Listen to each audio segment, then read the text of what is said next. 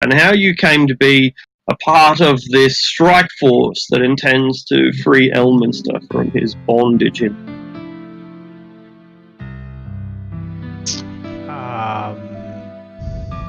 I met the group in Westgate, and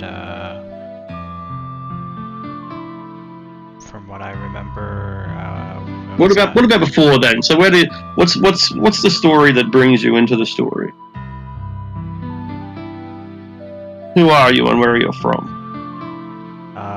Originally, Orin was a Red Wizard of Thay. He experimented a lot with different spells, and he was kind of obsessed with body modification and immortality. So he took a different path.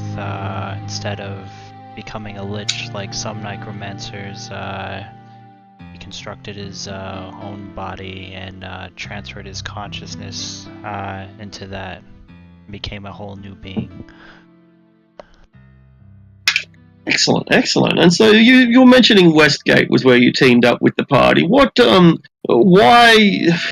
Why these guys? Why not just assemble yourself like an army of apprentice automatons and go and, I don't know, build a demiplane somewhere? Orin is kind of he's playing multiple sides. Like, he hated the politics within the Thayan embassy, and then once the vampires took over Westgate, he was just kind of biding his time. And with the group coming to Westgate and kind of changing things with Videk's mentor, he's kind of curious to see how far this goes, and kind of trying to like create his own thing beyond the Thayan embassy. Yeah. Well, we're better to find the secrets of the universe and the outer planes. So the dominoes just keep falling over for Orin, and why verge to a different path when the sea parts to provide you a path? Why fight the tide? Just go with the flow. Plus, Elminster would be really interesting to meet, especially for a wizard. Yeah, that's true enough. That's true enough. You may not realise, but these guys, or some of them at least, once meant Larlock, but that's a story for another time. Rotor, you came to be a part of this group before Orin, but tell us a bit about who you were and what sort of person it was that the party joined. I was just a lowly dwarf in Cormyr. Was raised in the Stormhorns at Castle Craig, and was infatuated with the garrison of purple dragons. So whenever I came of age, I left my father's forge and joined up and enlisted, and spent a good 49 to 50 years in the purple dragons.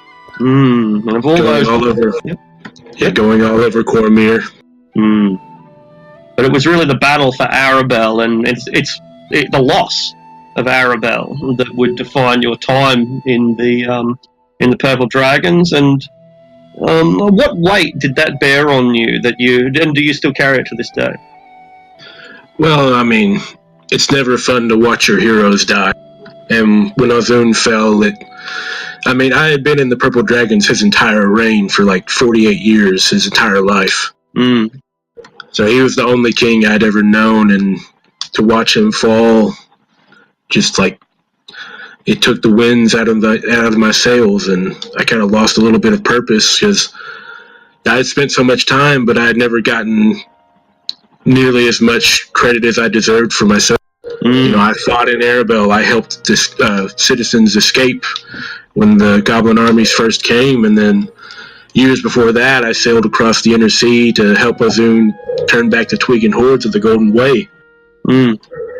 And then even now, just recently you met with Princess Alicea, and even then, the less said about that, the better. You're with these guys now, and what brings you to the Outer Planes? Well, I've had my eyes open to a lot of shit when I joined this. Of course, it's kind of interesting that I first met them right outside Elminster's Tower in Shadow. Prophetic. Yeah. But that whole journey back down to Suzale and then across to Westgate, I've seen these people, I think, at their worst, really. Well, or near enough on their sense that I could get a gauge of what their worst were.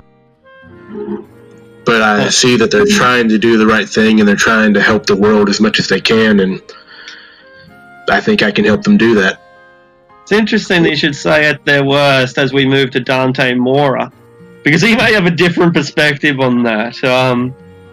But Dante, you've achieved a great deal in your life, and you might even say that your life ambition has been achieved. What was that ambition, and has its achievement left you feeling satisfied or hollow? Well, it's about time you got to me. I've been waiting. Well, Dante, let's get this out of the way. I'm clearly the leader of the group, the most handsome, the smartest. Without me, they'd be totally lost. But myself, yes, of course, I have an amazing story. Well, amazing is perhaps not the right word. These fucking Comoras backstabbed me and my father, taking our profitable estate away in Sembia. I was on the run for a while until I met a few of these people. I guess as much as I hate to say it, I grew close to them. Don't tell any of them that, by the way. I don't think they know. Yes, good. As to why I'm going to Sigil, well, after months, years, I think about a year and a half of waiting, I got my revenge on the Kimura family, regaining my estate and rescuing my sister. So upon returning my sister home, I decided that perhaps I'd let her rule the estate for a while. Well, I'm not sure I'm quite ready to settle down yet. So when I heard Brotor was going on one of these adventures, well, I couldn't let that stubby, dirty dwarf have something to talk me down with, so I had to go with him. Wanderlust has brought you far beyond anything that you've ever known. But, and it's put you in contact with people that you don't know particularly well. You thought you were teaming up with Arathir and Asteria, and you get... Who's this guy? Felix? Felix, who are you? Felix is a druid who grew up in a dryad's grove on the Sword Coast. After learning his druidic magic from that dryad, and particularly with a fey bent, it's not your typical druidic magic, but it's very heavily influenced by beings of the Feywild. He eventually ended up traveling to the west towards Cormia and the Dales alongside a group of harpers. After doing a number of missions alongside the harpers, spending his time learning a bit more about the world, Felix kind of came to realize that there's many pleasures, material things that can bring people comfort in this world, and his goal as such is, everyone deserves to live a free and happy life and do as they please. And for the time being, that goal aligns with the harpers, and he's been hearing a lot about these Zentarum that are enslaving people, putting them in cages, forcing them to fight, and that goes against everything he believes in. So when the Harpers asked him to head to Westgate, meet up with these people who were doing good in that regard and were opposing the Zentarum, he agreed to do so.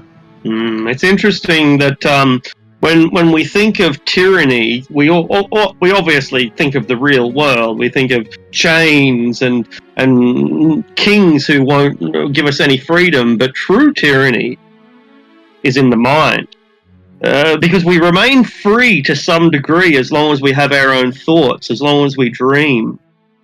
But the true tyrants are able to prevent even that. And when a god is so powerful that he can manipulate not just your thoughts but your very dreams, then the last wisp of freedom is extinct. Marinus, you should know about freedom and the price that one has to pay for it. Tell us who you are, and tell us about the decision that you had to make that brings you to the plane. Marinus Rosaline, Paladin of Almater. Restored Paladin. Shut up, Bob! Is that your new summoned mount? Yeah, fucking my war dog, dude. He's like, no, don't call me that. He's a man of Cormyr. Still a man of Cormyr. Who originally met the party in Shadowdale, and how he came upon this quest almost by meeting Elminster in his tower. The choice he had to make was one very simple: go help his friends and save the world, of course, from the evil magicians who once destroyed his town of Tilverton. Or stay and become the true ruler of Gloriana. He clearly chose the greater good and decided to go on the quest to save Elminster instead. It was a rather simple choice, but probably the most difficult choice he's ever made. By leaving Faerun, he has left behind his love, Jane of Watershore. Well, Jane, they got married, right? Yeah, I can't remember. His wife, I guess, and his title. Now he is but yet again a paladin of Almater, who he has restored his faith in. Excellent. And so you will bring your crusade directly to the gates of hell, beyond them even, into the realm itself. But you cannot do it alone. You'll be doing it with friends. And among those friends is, I think, the youngest of us. The youngest of us all, whose path has been every bit as long as any other. Vidic, you're finally heading to the plains. That must hold some special meaning for you, I would imagine, given that your blood is not of this world. To a certain extent, certainly. The deck is something that he's always considered to a certain level, but nothing that he's really ever thought he might pursue. But he's been happy,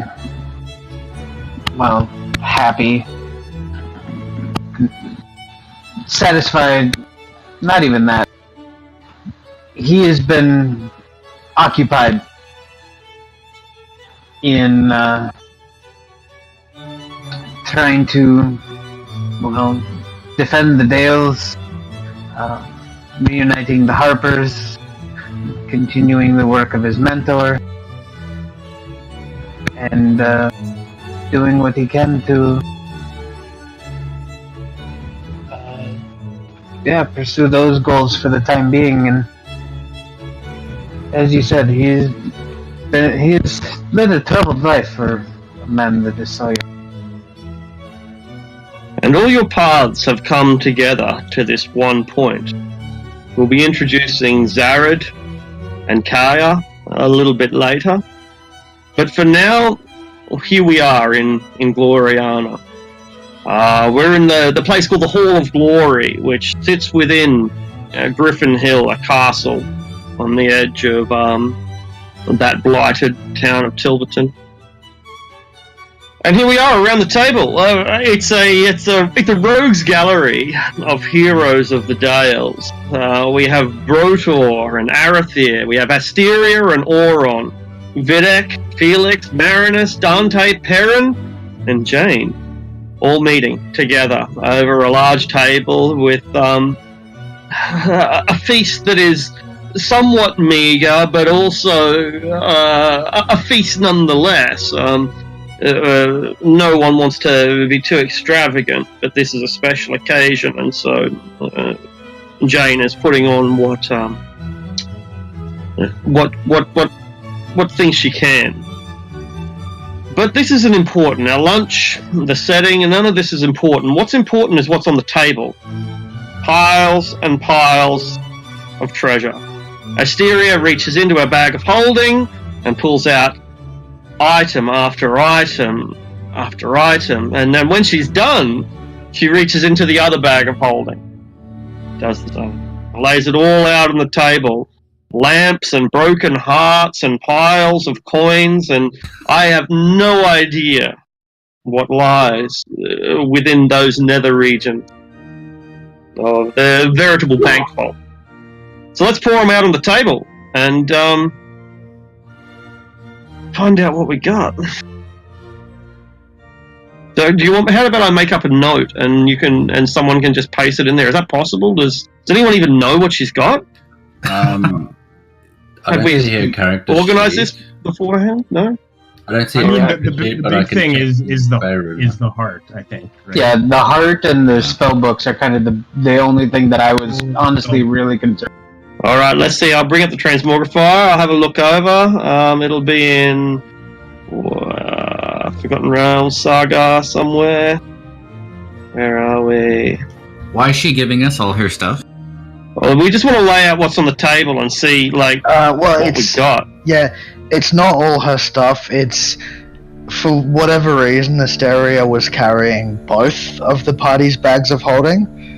And in them bags of holding, she was storing all kinds of party loot, not just her own stuff. Artifacts and whatnot. Because she's the responsible one, apparently. Yeah. Yep. Pretty much. Because Dante only claims to be the leader. He's only the leader. I wanted to auction some of them off the high player. You might get your wish right now. Yeah. Scrolling now. I'll get to her eventually. I'll find it might be easier to just give Sash access to her character sheet in Roll20. That's what I'm doing, but I've got to find her character sheet first. I got to import it, so I'm looking for it right now. There's like 200 characters in or more, probably more. All right, I've got it open on the other Roll20. You've got access to it on the other one. I'll go ahead and use it then. Yeah. Okay.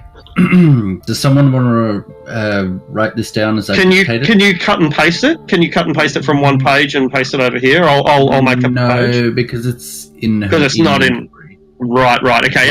It's her inventory. She hasn't got it written down per se. Cool. I'll chuck something in Jink. I'll chuck a handout in Jink, and would someone want to volunteer to write this down? I can make notes. Okay. So this is going to be called Asteria's Hoard, and you now have access to it, Vidic. Go ahead. Take it away. Okay, so I'm not sure if this is a total list, but let's start with Robe of Useful Items, 20 Pegasi Feathers, What the fuck? Vials from the Laughing Lord. I don't know what that is. No one does. 5 vials from the Laughing Lord. I have no idea what that is. They are bottles of misery. They are bottles of condensed misery, I think it's called. But basically Okay. what you do is, when you take an infant that is going to die and you collect its tears, put them in a bottle, that's what we got here. 5 bottles worth of dying infant tears. Great for fermenting atropals. That's metal as fuck. 2 beholder eye stalks. You roll which ones they are. I don't know where the fuck she got those. Herbs for sickness. I don't think we need to include that. Quartz on a stick. I'm guessing that's a focus. It's probably like food for a Zorn or an Earth Elemental, like a little quartz on a stick. 1,000 gold worth of diamonds. Whether that's 1 or 2. That's 1 diamond, yeah. She's got 2 of these here. Oh, okay. So two 1,000 diamonds. Yeah. 5 aquamarines worth 25 gold each. 4 topaz worth 100 gold each. A cold iron dagger. Cold A little slower. Special. Sure. What were the topazes? 100 gold each. 4 of them. Honestly, some of this stuff I don't think I don't think we're gonna take that. But you can convert it to gold or something. I'll try and just read out the most pertinent stuff. Cold iron dagger might be important. It's a special kind of iron. Amulet of shield. I assume that just casts shield. Yeah, once a long rest, yeah. Lathander amulet. I think that's just a holy symbol. More.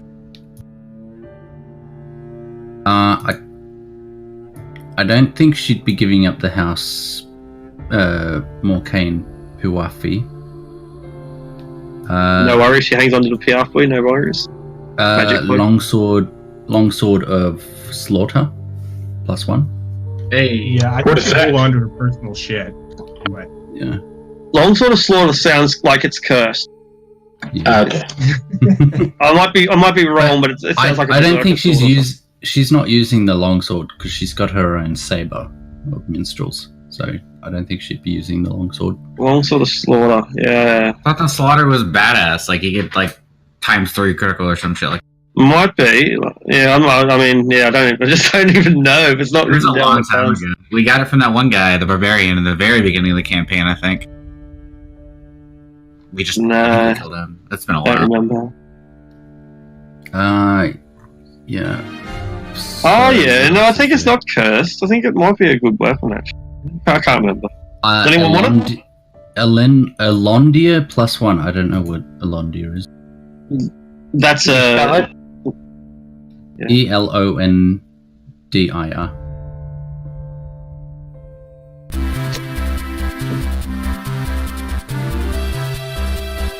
Yeah, I think that's her. That's something for her, I believe. Yeah, I have no idea what it is. But that's pretty much it, I think. Save for the big ticket items, the art, and the other stuff.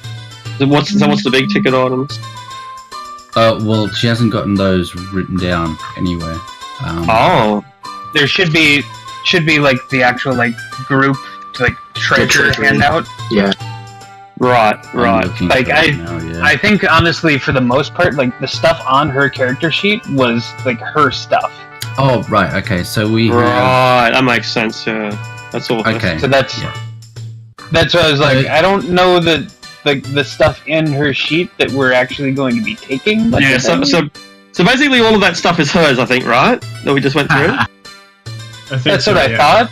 Okay, Yeah, but cool. she was holding on to some of that stuff for no Well, reason as well. And she, yeah, that's right. She doesn't mind giving up. Like she'd be kind of wants to hang on to the diamond, kind of. Yeah. But you know what I mean.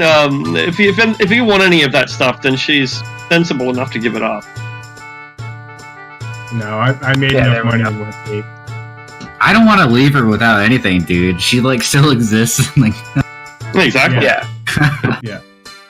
I mean, if she's not using that vicious longsword or whatever it's called. Yeah, longsword of slaughter. You can, she'll give that to you if you want. It's hopefully its abilities are in the magic item table when you find it. So yeah, that's the spell books from the treasury.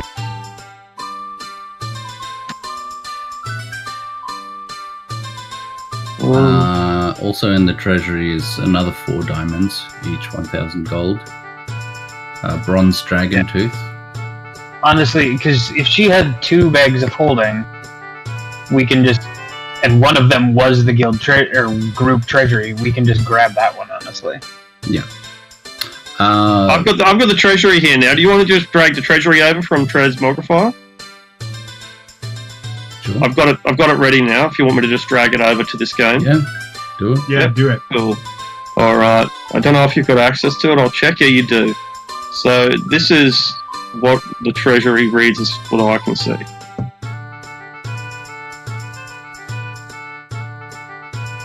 I think that looks right. There's all Morn's belonging.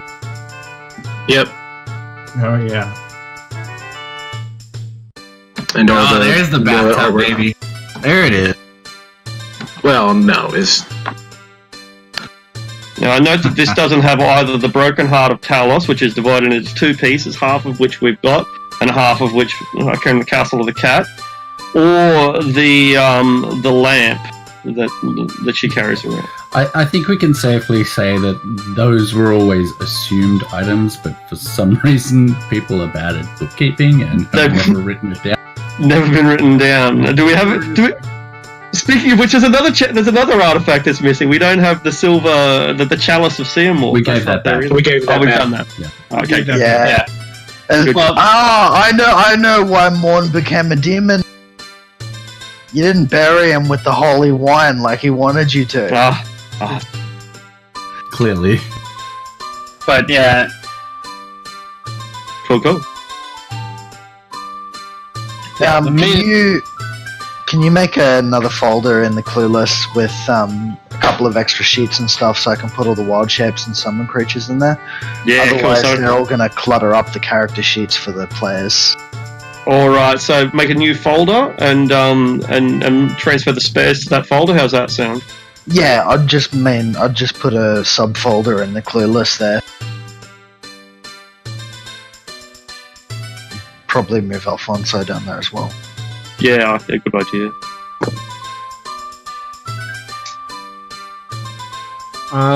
Another piece of bookkeeping that I wanted to run past you, Arctic, was I was thinking, since the plan is to go rescue Elminster and Hell,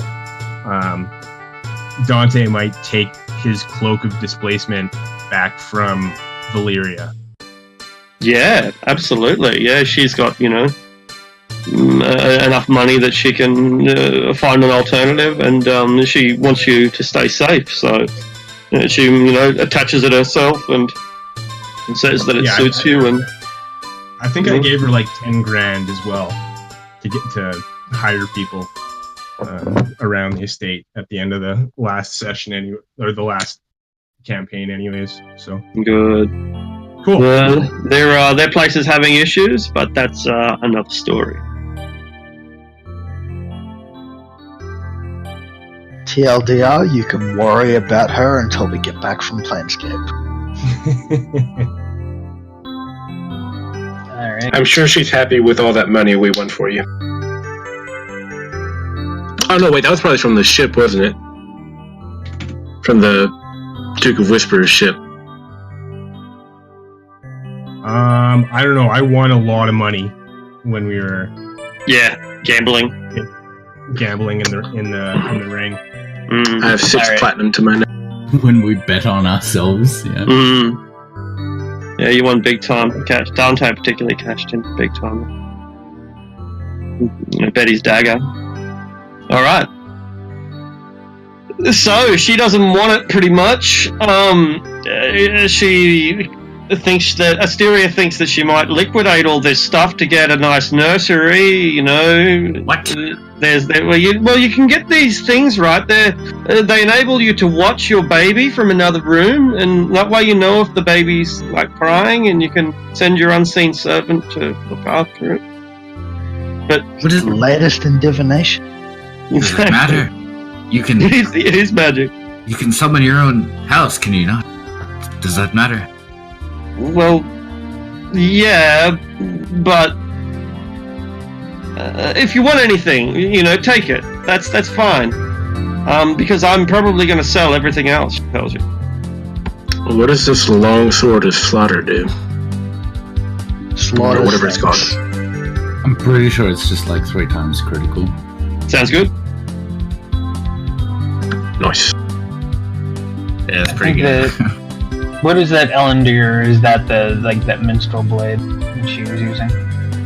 Let's say that that's hers, because I don't know what it is, but it sounds like the sort of thing an elven bard would want to, you know, wield herself. Sounds good. That's kind of what I was thinking.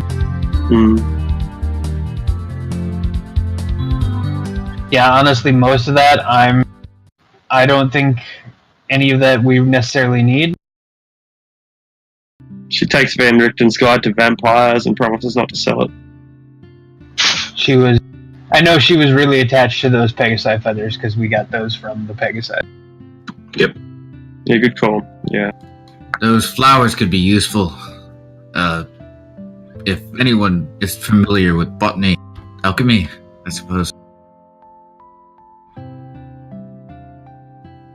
I'm sure our druid is. At least botany. Yeah, herbalism and botany, but not alchemy.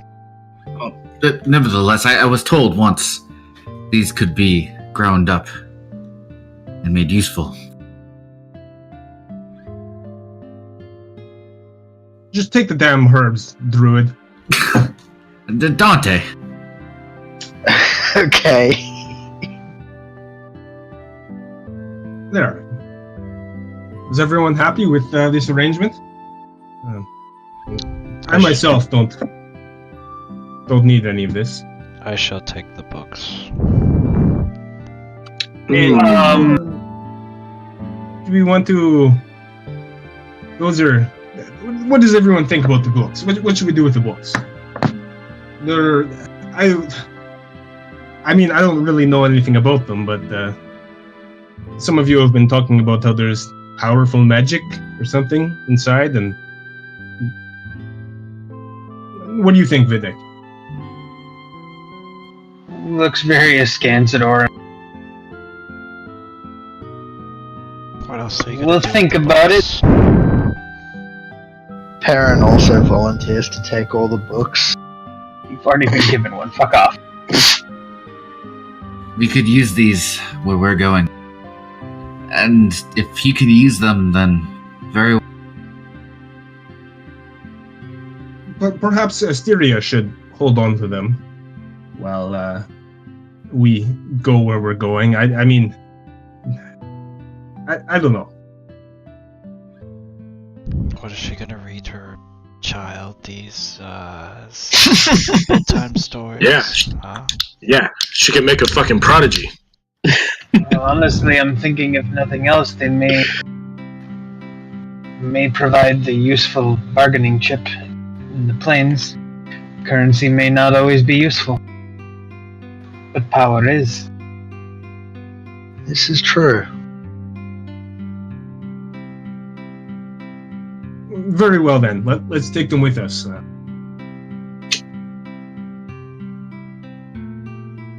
That Hewlett Wizards book, did you get that where the forges? No, we got that from the fucking dick bag with the other Yeah. adventuring group.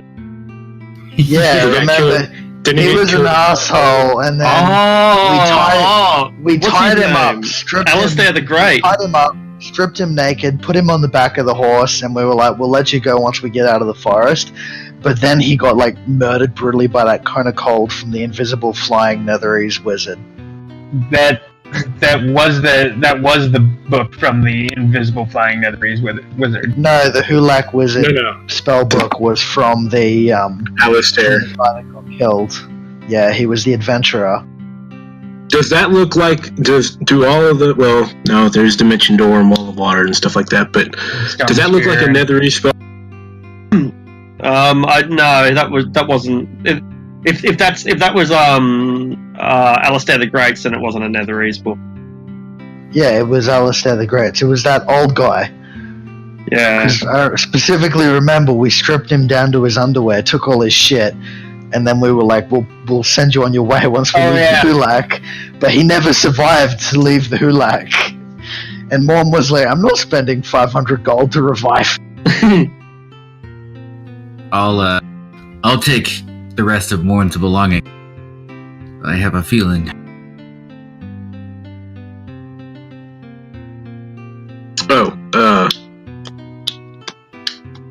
I'm sorry, Marin. So, we've seen what Morn has turned into.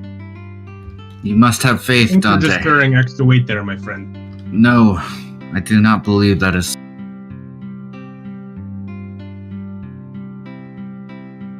And besides, look at this water skin. He holds it up. Have you ever seen this?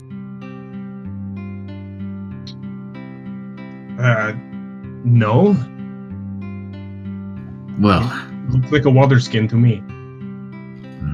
it's because you are Symbian, of course. We need these things. And if we run into Morn, perhaps we can use them to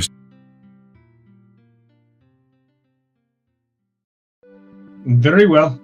Carry it on your back if you wish, but don't complain to me when your feet get sore. So is Asteria and Erythr taking everything that we don't claim out of the treasury? Might as well, if only for safekeeping. Like, yeah, but they're happy for you to take it if you want it. You know, they're not trying to scam you or anything. It's just like when you set off for an adventure, you don't load yourself up before you go. You travel light and accumulate junk as you travel.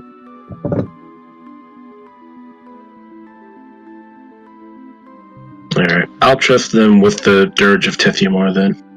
Oh yeah, she's, who better to trust than Than a bard.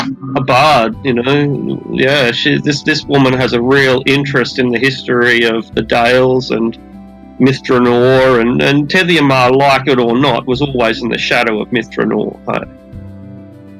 Like, Tithiamar was an independent nation, of course, but Mithranor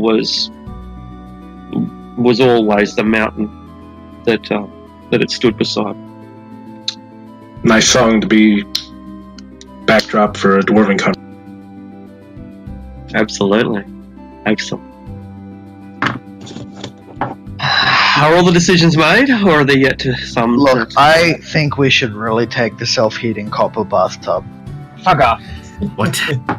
Because I'm not personal fucking carrying hygiene is important, and I mean, you never know what could go wrong in hell.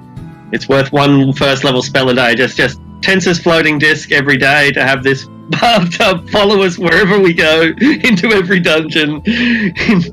No, it's not auto-feeling. It's not auto-feeling, it's just self-heating. We still have to have the water to fill it up. Yeah, I can create water. Videk has Alright, then you can find a way to carry it, because I'm not. I was going to say, Videk has a decanter of endless water. We're good. Okay. Perhaps we might take those diamonds. I know you want them. She gives you the diamonds. Well, she has her own diamonds. Whatever. I mean, yeah, we have 4,000 gold diamonds in the treasury. We don't need hers. Not from hers, yeah. I merely, She has her own. not to sell, of course, but perhaps I know of a way in case one of us falls. We may yet be. Take the diamonds, she says. Look, just shut up. Take the diamonds. I know how much this means to you. Thank you. And take one of the bags of holding as well. We only need one ourselves. Yay.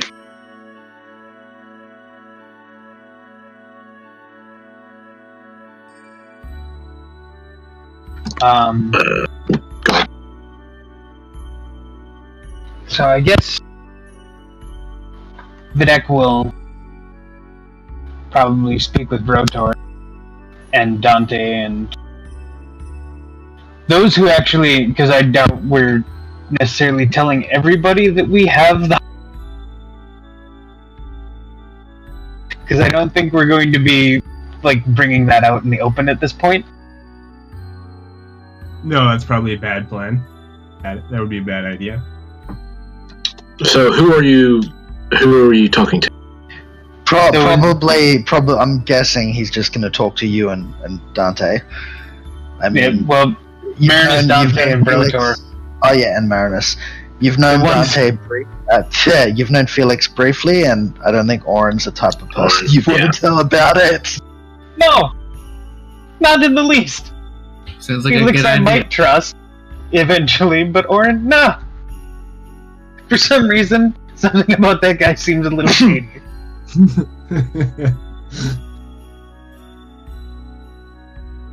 Don't necessarily want to trust that guy with the power of an artifact. Plus, I mean, these guys already know about it. So what should we do with the heart? That's a good question. I mean, bringing it to hell, I don't know the repercussions of that. Do you know anything, Marinus, with your constant praying? Has anything come to you? Excuse me? I'm afraid not, no, but I've come to the same conclusion. Taking the heart to hell, we don't know what's down there. Not just hell. Sure. I mean, we can't go straight to hell. We have to go to other places. Heartbeat in my head. I'm going to fucking lose it. I'd say we leave that thing here. They can protect it. I know they can. Asteria's held it for all this time. I think she. I don't know. Are you okay It'd with be that? just the two of them. It'd be just the two of them, though. It won't be the two of us for that much longer. That's precisely Even what I'm more- worried about. Even more reason. I don't want to have to burden you with this if you're going to have more important things to worry about. I suppose that's true. And I don't want to put you in a position where you'd have to choose between the heart and whatever him, her, whatever's. Who shall bear it then? I can.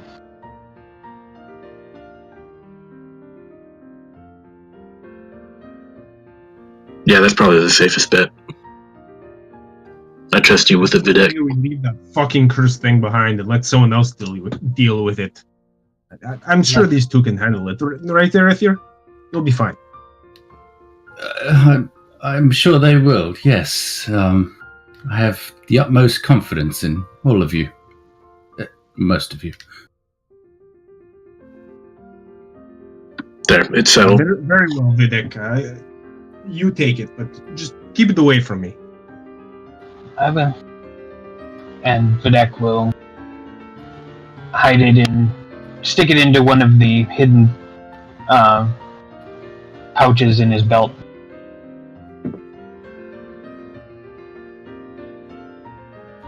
We could use you, you know. Both. It's difficult to say goodbye. Out of sight, he does that. He's sort of looking at Aerith there as he says that. I know this is difficult, but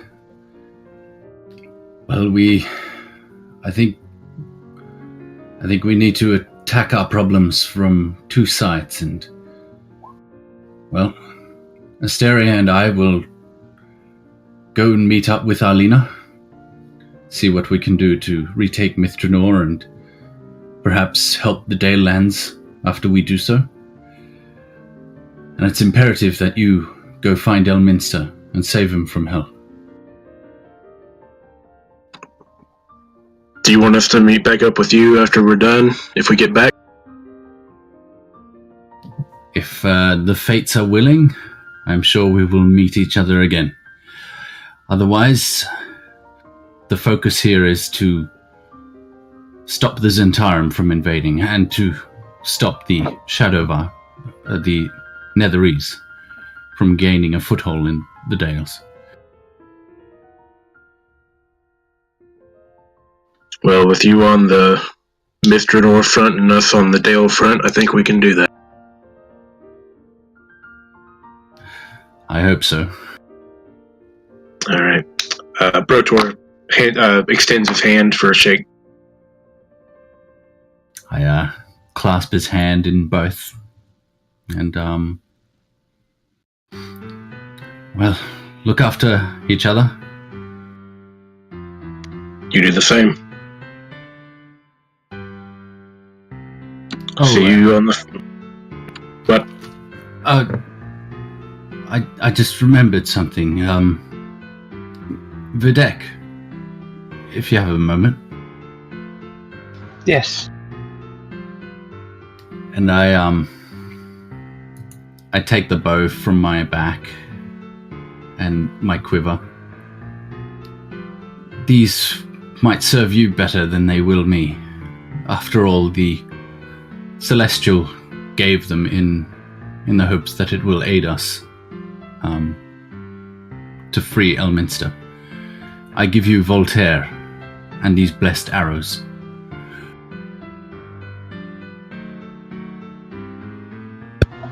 Arthur,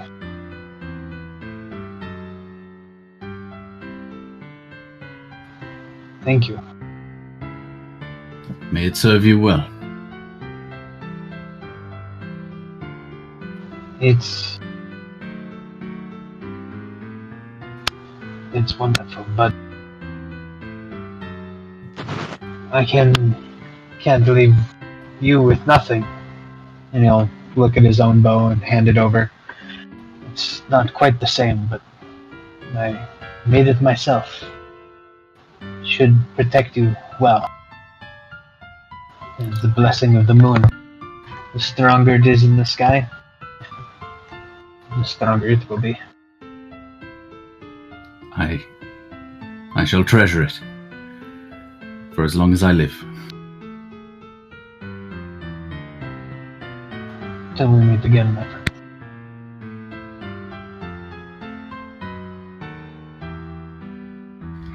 Arthur, Marinus, take this. And he tosses the wondrous figurine. It's of a raven. Oh, thank you. Is this that figurine of yours that turns into something? That is so. And it will be your way to contact us and each other. And those of my order, should you need it. It won't do me any good. I'll hold it close. If I ever have need of you, I'll use it to contact you.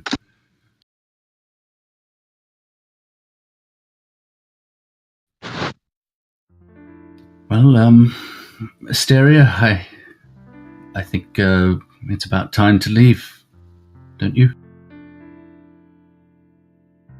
My dear, I'll be teleporting everyone to Vendigahast. Marinus, have you said goodbye to your wife? Are you ready to go? I don't know that I could ever say I was ready. And he looks over to Jane. Kind of lowers his head a little bit. I guess walks over to her. Jane, I'm we're going to be leaving soon, and I wanted to say, I can't say that I want this, but it is required of me and everybody else. And I will return to you, and to Gloriana, and to Cormyr, once this is over. And this I swear. Her bottom lip trembles while you talk, and it seems that she's going to interrupt you several times throughout your speech, but her voice never rises to the surface. And even at the end, she can't manage any words, only leans up and kisses you on the cheek and then bows her head again, nuzzling her head into your chest, and then stepping back. And as she steps back, she falls out of your shadow and into the shadow of an elf who also stands here at this meeting. And Perrin, what are your final words to Lord Marinus? You, as effectively as the castellan or the steward, what reassuring words do you give this man as he entrusts his county to you? Gloriana is in good hands. Long and strong as Darren's devotion, my friend. I know the two of you will make Gloriana prosper. I know this to be.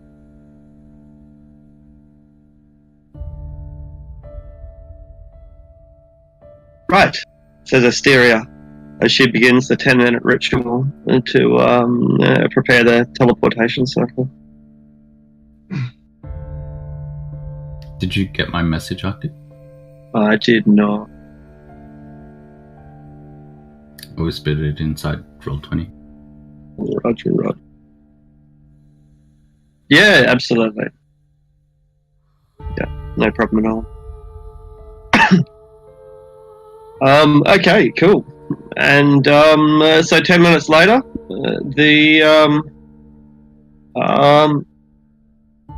you're ready to go. I think right as is this like a circle that we just all vanish from, or is it like a door that we step through? I think a circle that rises up around you, like a kind of a wall of flame rises up, and when that flame falls, you're in a different place. It's a Stargate transporter ring. As it starts to rise, I look at Aerith here, and I flick him a coin that, like, right as it goes, we flip to the other side, and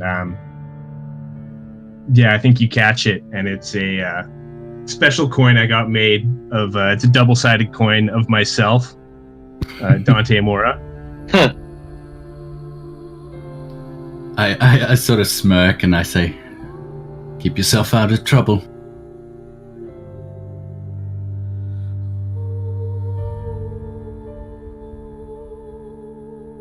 Alright. Just making up these undead tokens, or at least the characters anyway, and so they should now be made up, and you should now have control over them. Billy, you can chuck in the picture for Skelly and Ghoulie, change their names as you... Alright.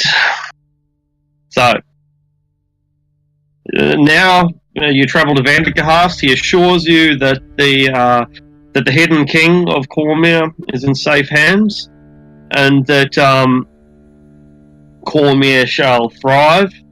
And you would go and get that rogue Elminster, that weaselly vagabond, that drunkard womanizer Elminster. You go and get him, and you bring him back. I'll give him a piece of my mind. Foolish old coot running off like some apprentice dungeoneer. I'll give him a piece of my mind, I tell you. And he plane shifts you all to Sigil,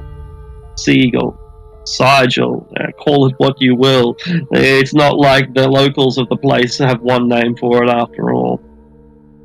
And so now that you're here in Seagull, a number of things happen, which I'll very quickly run over, so we can get into.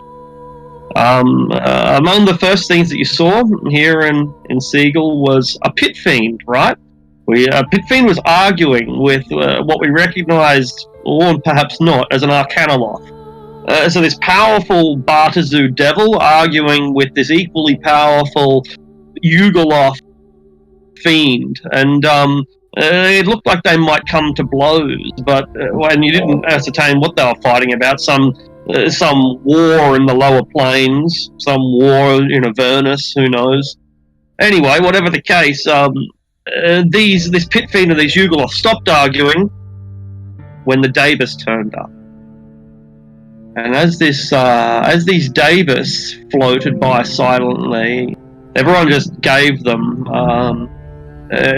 rite of passage, let them pass. These Davis, they don't speak conventionally, they have no language. Instead, they create illusionary hieroglyphs around their head when they communicate, and a skilled or perhaps insightful interpretive person is able to understand what they say based on the hieroglyphs that appear in illusions around their head. But the Davis precede the Lady of Pain, and the Lady of Pain needs no introduction. She is the city of Seagull. She is a being so powerful that she is the master of a city that prevents gods from entering. Whether that is to say that she's more powerful than every god in existence is speculation, but there certainly are some sages who say just that. An entity of such magnitude that when you see a small tiefling child with his little horns and long tail run up to her, you wonder if he will just disintegrate as he reaches out to touch her, and as he dares to tug on those robes as the Lady of Pain silently floats through the streets of her own city. But instead of any retribution, of any punishment, the Lady of Pain turns to him with her massive spiked mask, the formidable symbol of the Outer Planes themselves, and produces for him a single boiled sweet, which he wisely accepted and didn't complain about and later enjoyed. But woe betide any of you who dare try to ask the Lady of Pain for a boiled sweet in a similar way. It may not have the same effect. Whatever the case, you went to a tavern. Why not, right? You recognised a tavern. It's a place to have a bit of a rest. Lo and behold, it was a piece of home. A little bit of Faerun was brought here in the form of the Bane Death Tavern. And from all intensive purposes, it seemed to be a temple dedicated to Bane, and its patrons seemed to be members of the Zentarum. A small universe, after all. Multiverse. Whatever. Among the attendants were a pit fiend. Where are all these bloody pit fiends coming from? And anyway, among the attendants was a pit fiend who was negotiating with a pair of Zentarum leaders.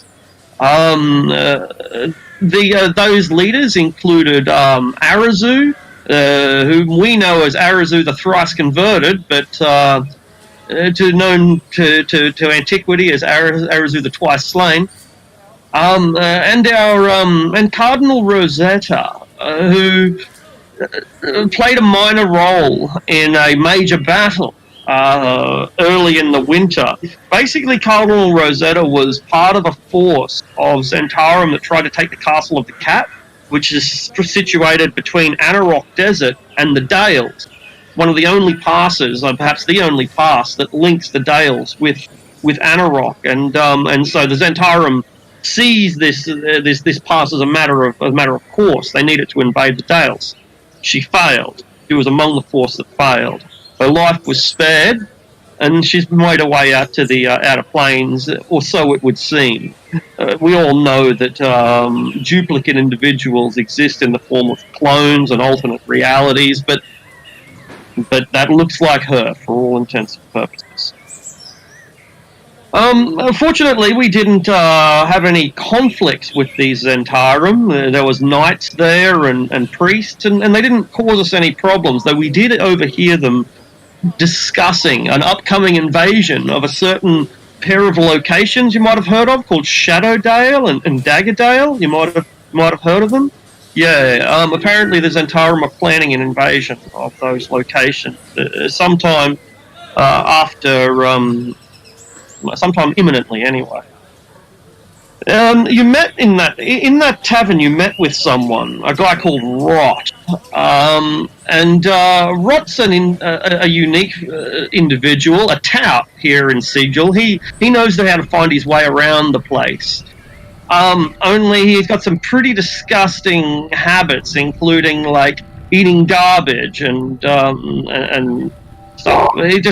He disgusted you, and so you left him behind and didn't want anything to do with him, and haven't seen him since. Yeah, that's that. A few other things happened, so we're going through as fast as I can. There was an execution. You saw a paladin of Helm, again, from the Forgotten Realms.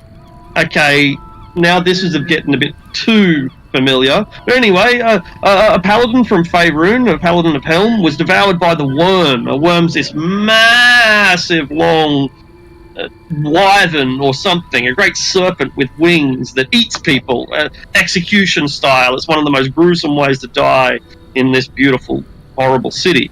And he was devoured by the worm for that heinous crime of smiting fiends. I mean, he was told not once, not twice.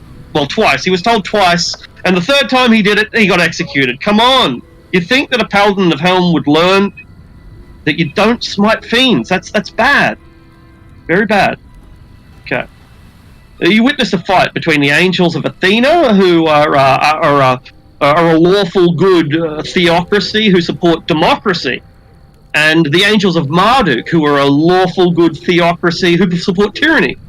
And of course, each of them have their own merits, but they disagreed, and thanks to the party's intervention, they agreed to disagree by waging a holy war throughout the plains.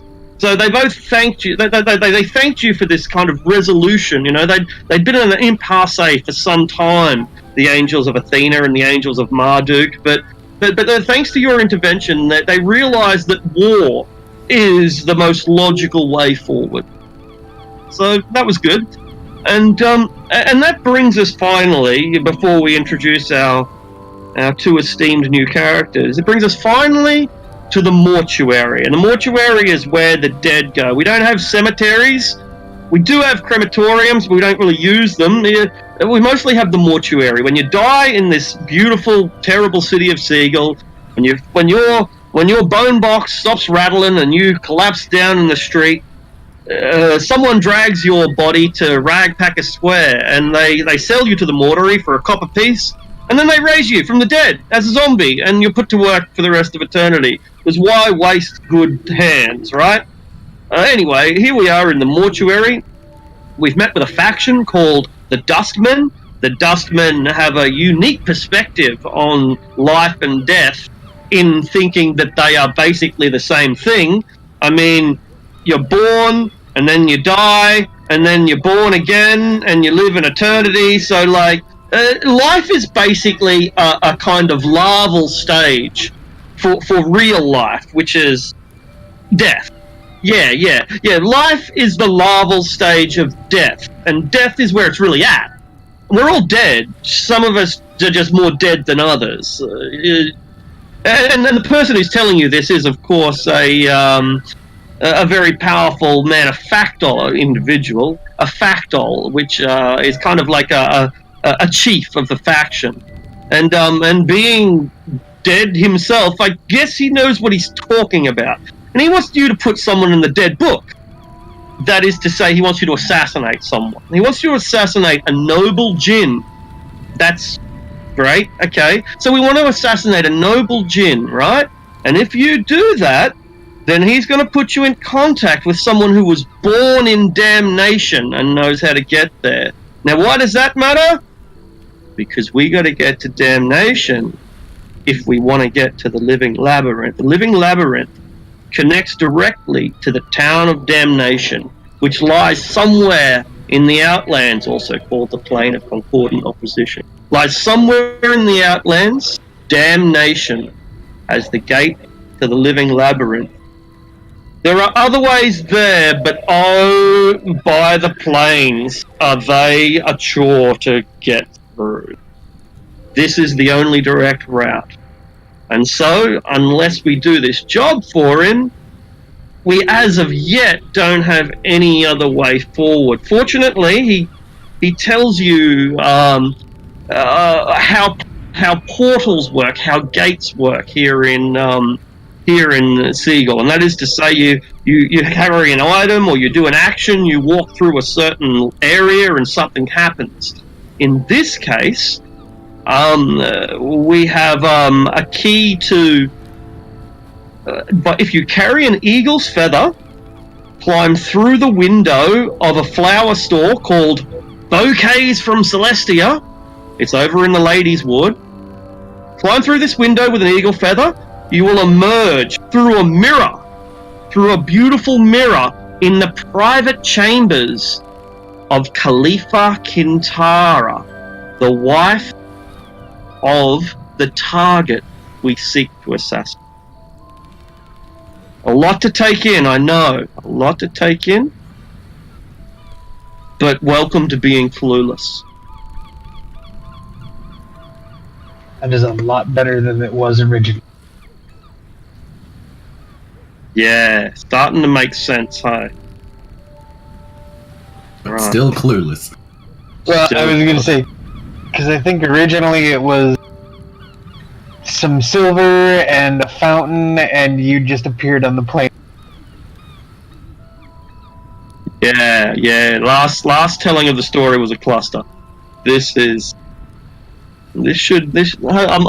hoping that this works. It's like, fuck, how do we find someone on the plane of air? Getting into his mistress's bedroom, though, makes it significantly easier. His wife. That too. Alright, so we're picking up right outside of that place? Almost. Now we're turning to our new character. And first, before we begin the story of how Zari Darsak came to be a part of this group, I want to briefly have a look at his childhood. Now, most of you are probably unaware of the difficulties that the Gith, both Githzerai and Githyanki, have in breeding. You see, the Githzerai live in limbo, which is a world that is constantly changing. Volcanoes turn into oceans overnight. It's just ridiculous. By contrast, the Githyanki live in the astral sea, which is a place where time does not exist. And distance doesn't really exist either. In both of these places, reality is not what it should be as we would know it.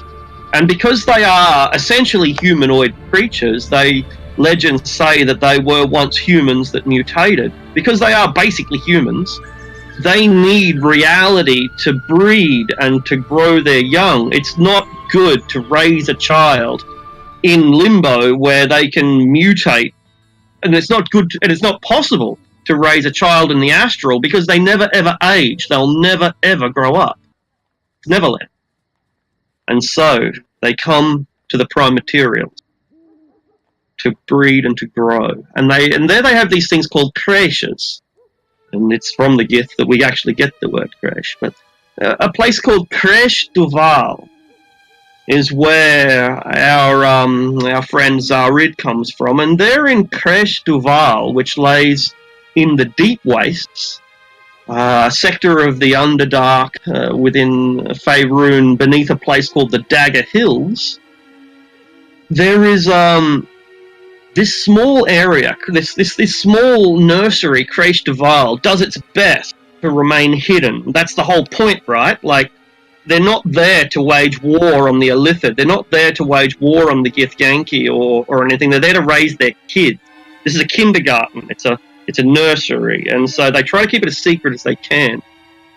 But even so, they're a very inquisitive people, the Githzerai, and so they chose this location partially because of its proximity to a place called the Genesis Pit. The Genesis Pits are a joint project between a city of beholders, the beholders of Zu-Natal, and a group of Illithids, arcane scientists, mind flayer scientists, who've come together with these beholders to create the Genesis Pits. And it's impossible to explain what the Genesis Pits are, except to say that it's a great tract of the Underdark where they are trying to force evolution on a really fast scale, trying to fit 100 million years of evolution into a year. And it requires a lot of know-how, a lot of arcane biology. Anyway, so this is where you were born, Zarid. This is where you grew up. Did you ever observe the Genesis Pits during your youth? Knowing that, if your nursery were ever to be discovered, your entire colony would be compromised? I would probably say no, we never witnessed it, but we were very thoroughly educated on the dangers of the Illithids and the Beholders as a whole. It's far too dangerous for the children to see. Absolutely. And so when your maturity finally came, however long ago, and you can determine how long ago that was, when your maturity finally came, your business wasn't really there in the prime material. You got to the business of, what the Githzerai do, which is meddle in the affairs of the Outer Planes. So what brought you to Sigil? Your story must be long. You're a high-level character. What is your story, and how did you come to be in the most bizarre city in all of reality?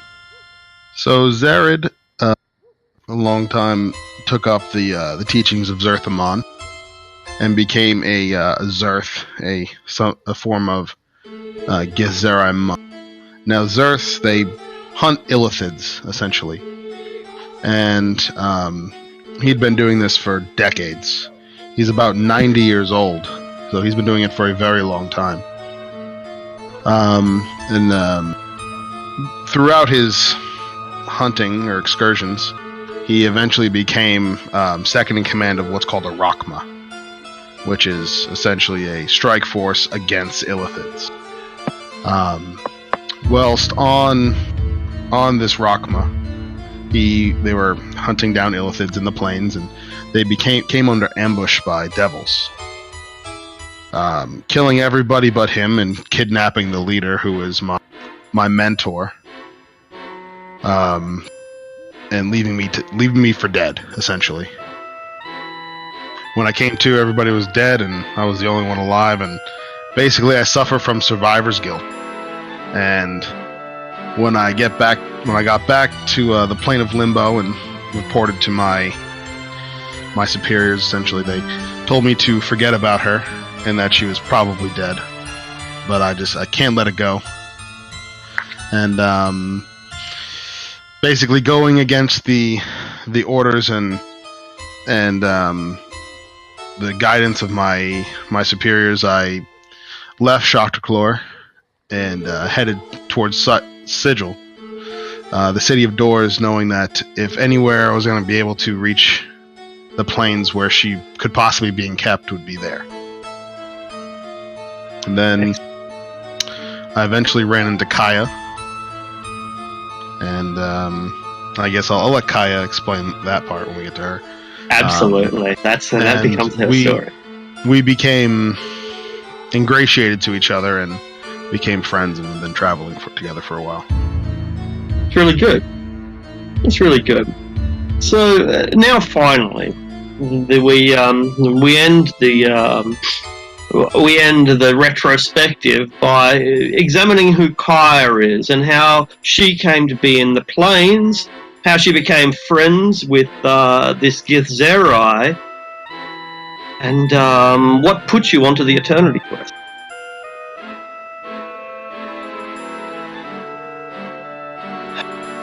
Oh, the last group saw Kaya was at the Castle of the Cat, actually. After that siege with the Zentarum, she separated and went on to go find Gauntlgrim. Which went pretty well until setting off a trap and getting the plane shifted. And given that she's not a particularly potent spellcaster, getting back has been proven difficult, to say the least. So she's kind of just been bumming around Sigil and various planes, doing whatever at the moment, because she delivering apples from Asgard and getting some herbs from Arborea, heading down to the kind of lower plains to mine Baitorian green steel. Yeah. And, so anyway, she's doing that for a bit, getting drunk at, one of the many taverns, where, Zarid happened to be as well. Kaya has a habit of pissing people off, when she gets drunk, and so kind of started a bit of a bar fight. And so there's a big group of people who are gonna gang up on her for being a loudmouth twat. And this guy, he sees this and is like, oh, I should probably help this chick who's about to get jumped by a bunch of dudes who are bigger than her. He kind of gets triggered and starts absolutely beating the shit out of these people. And kind of like, oh, dude, whoa, chill. Let's reel it back a little. Let's stop breaking arms. Winds up having to pull Zarid off of these people. And just kind of been friends since. Figure as long as we're bumming around together, trying to figure out how to... Both bumming around, trying to figure out how to get where we want to go, may as well do it.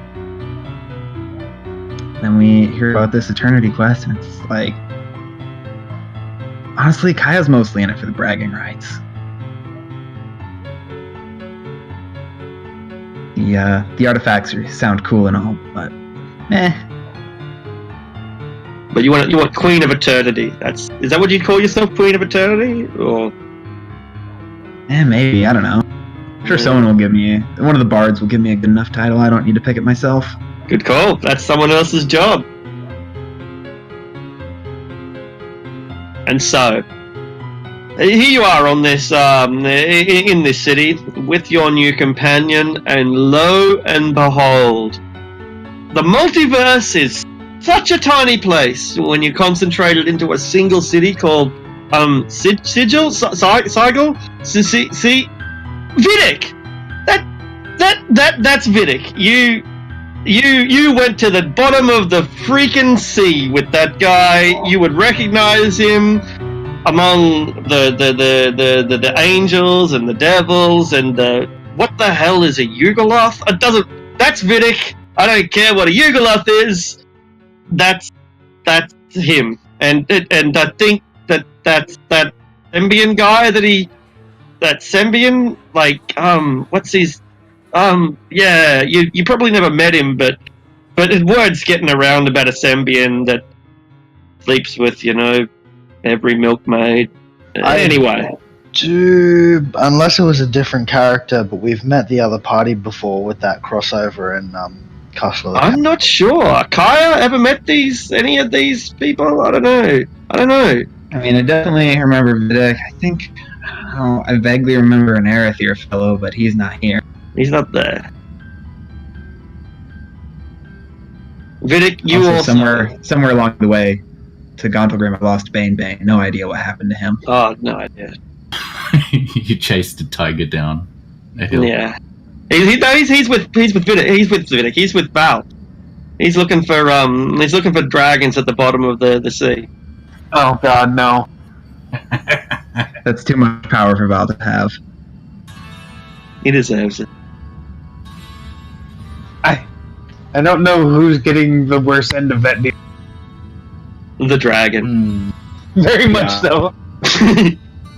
Right, we know why. Now we know why the year's called the Rage of Dragons. Exactly. Dragon just gets so fed up of those two. you've made eye contact, the pair of you, like you know it's each other. It's like you could at this stage look away and pretend, oh my god, I don't want to. You didn't expect to run into this guy or this girl in this place, and you did. And you could ignore it now. You could just walk away and pretend this never happened.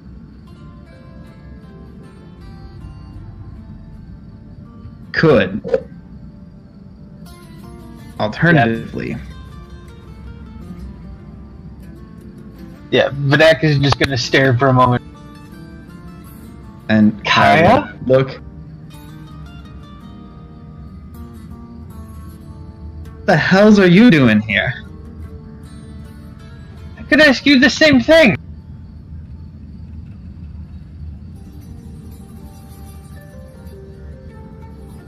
You know this woman? Yes, I worked with her previously.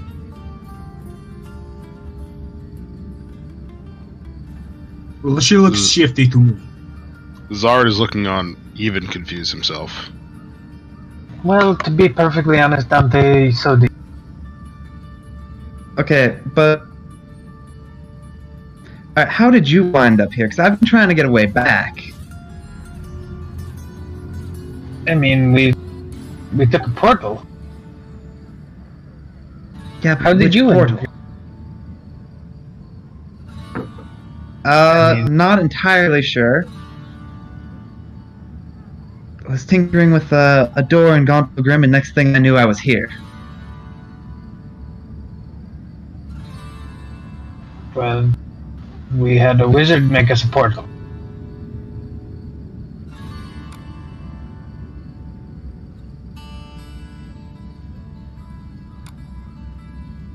I really need to get in with them. Let's get out of the middle of the street. Should we grab a coffee at that cafe over there? That might be for the best. Not that Zen Cafe, right? No, please let's Okay. not go to the Zentarim's place. Not right now. Okay. Because they're the last people I thought we'd see here, and I don't really want to see them again. I thought they Is would there be an arm the. here? Yes. You remember the woman that was in charge of the army that I left alive?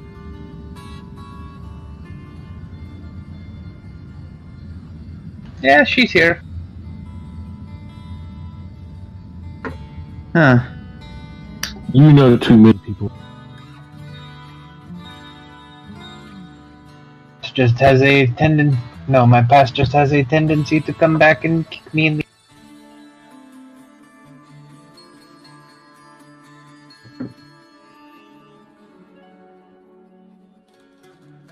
Let's go get this tea. I believe he said coffee. Or coffee. I don't know. I'm all out of sorts. Like, there should not be more city up there, and he looks straight up. It is strange. Yes, it is making me sick, I admit. I'm not used to it yet. Weird, to say the least. So you, as a group, you go over to this little coffee house that also sells tea. And is that what you're gonna, spend a gold piece and just chill out and, hope that the world stops spinning for a moment so that you can just smell something that reminds you of being back home?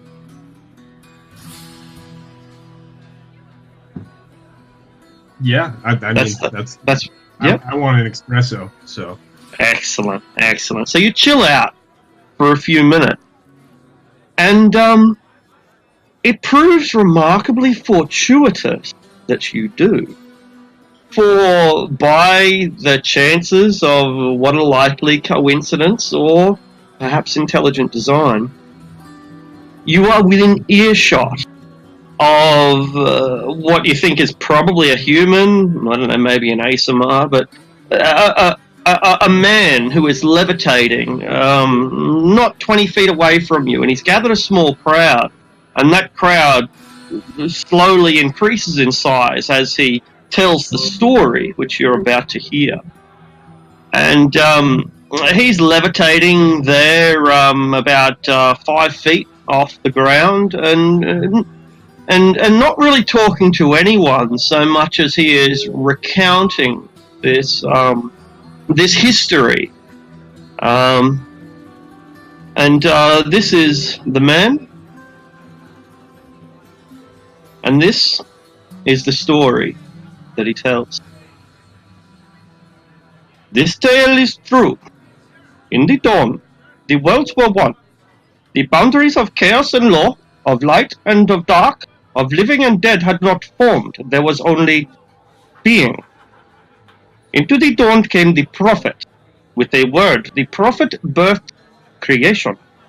The prophet heralded the arrival of the primordial and celestial powers. These powers manifested and became the titans and the gods. What was left of the primordial and celestial essences coalesced into the genies. And though they were not the mightiest of spirits, the genies inherited the kingdom of the prophet, for they were at once elemental and divine. The guardian of this legacy would be the caliph. Before passing beyond creation, the prophet chose the caliph. He saw great things in each jinn, Tao, and Ifrit, but overlooked them all. At last he recognized the Marid, and selected the one among them named Videk to be caliph. Yet like the prophet himself, genies do not live forever, and in time, rulership of the caliphate passed on to the son of the Marid, and his son again. And so did the eons pass for the caliphate, until the fourth caliph was no more. Yet the jinn, the Tao, and the Ifrit remained envious of the Marid. Were they not the equals or superiors of the Marid? Were air, fire, and earth not equal or greater than elements than water? As the fourth caliph prepared for death, the jinn and the Ifrit agreed to cooperate. They would work together to deny the Marid the chance to declare the next caliph. The Afriti warlord Talzel aided the genie general Zindul in his coup. Zindul was declared caliph beginning the second age. The jinn agreed that the fifth caliph would be an Ifrit, while the sixth caliph would be a jinn, and so on throughout the eon. The Marid would refuse to recognize the legitimacy of future caliphs and would instead develop a separate sect based around the teachings of the Prophet. The leader of this movement, the Ayatollah, stood in defiance to the authority of the Caliph. Thus the Marid withdrew into the depths of the elemental oceans, where they would play little part in the political and social events to come. The title of Caliph passed peacefully between the heirs of Zindil and Dalzel for countless eons. Yet the alliance frayed when a Jinn Caliph refused to appoint an Afrit as his successor. The Afrit attacked the Jinn, attempting to seize power by force. The struggle spilled over into the prime material worlds. Here, the genies enslaved great armies of lesser beings and waged a war so terrible it stripped entire continents of life. The wars exhausted both sides and scattered their fortunes. Yet while the Afrit built a vast empire to fuel their ambitions, the Jinn held on to power. Countless genies were utterly destroyed in this conflict, and unimaginable wealth was squandered. Eventually, a bitter ceasefire settled between the forces, but the Jinn and the Afrit have remained at war to this day. Yet it was not war which ended the second age, but treachery. The last caliph would be Indilzaran ibn Zindil, who was bound inside a magic receptacle by the leader of his armies, the low-born Jinn, Anduza. This usurper then proceeded to marry his wife, the Khalifa Kintara, and assumed he would be declared the new caliph. Although the coup d'etat was a success, no genie would recognize the spiritual authority of the usurper, and he was denied the title caliph. And so, the caliphate is no more.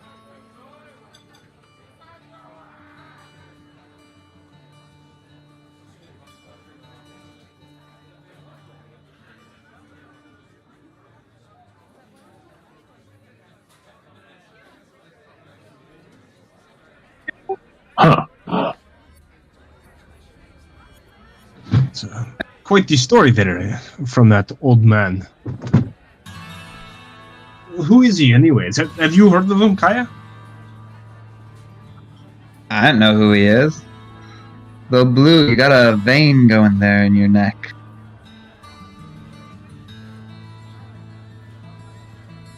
Bedak is just going to sip a tea.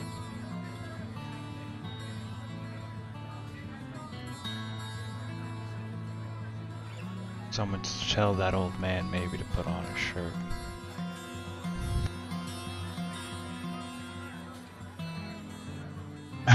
How is the crowd reacting to this story?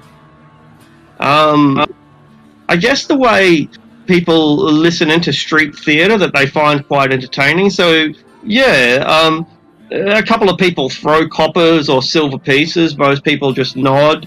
It's generally families, adults with children that are gathered here for this story, and then people sort of move on. That's about it. No one goes up and touches this floating man. If anyone tries to ask a question, they raise their hand, and he has his eyes closed, so he doesn't answer them, and they get bored and start looking at the bouquets of flowers or the little winged puppy dogs or something like that.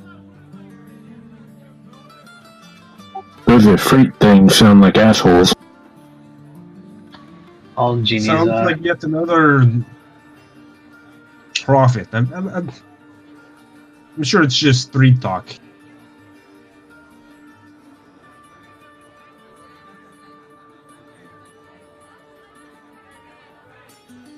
So, speaking of genies, are we gonna do this thing, or? I think it's a bad idea to take work from such an organization. It's pretty much a cult of necromancers. The worst kind at that.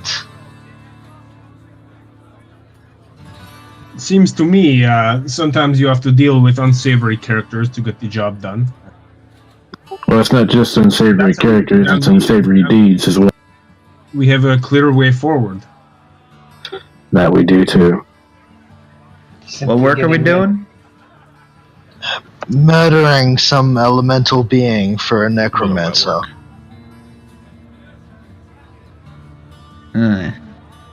Should Getting we find rid of the another genie. way? It's not like it's doing anything that's causing any real harm in the long run. Do we know that to be true? It's just one genie. It's one genie who tried to overthrow the Yeah, one genie. That sounds like a pretty important genie. Tried to or did successfully? I think they didn't do it successfully, but then got overthrown again. Doesn't, a person usually don't get assassinated unless they are important, so... Yeah, we could potentially be ending up against an army of elementals.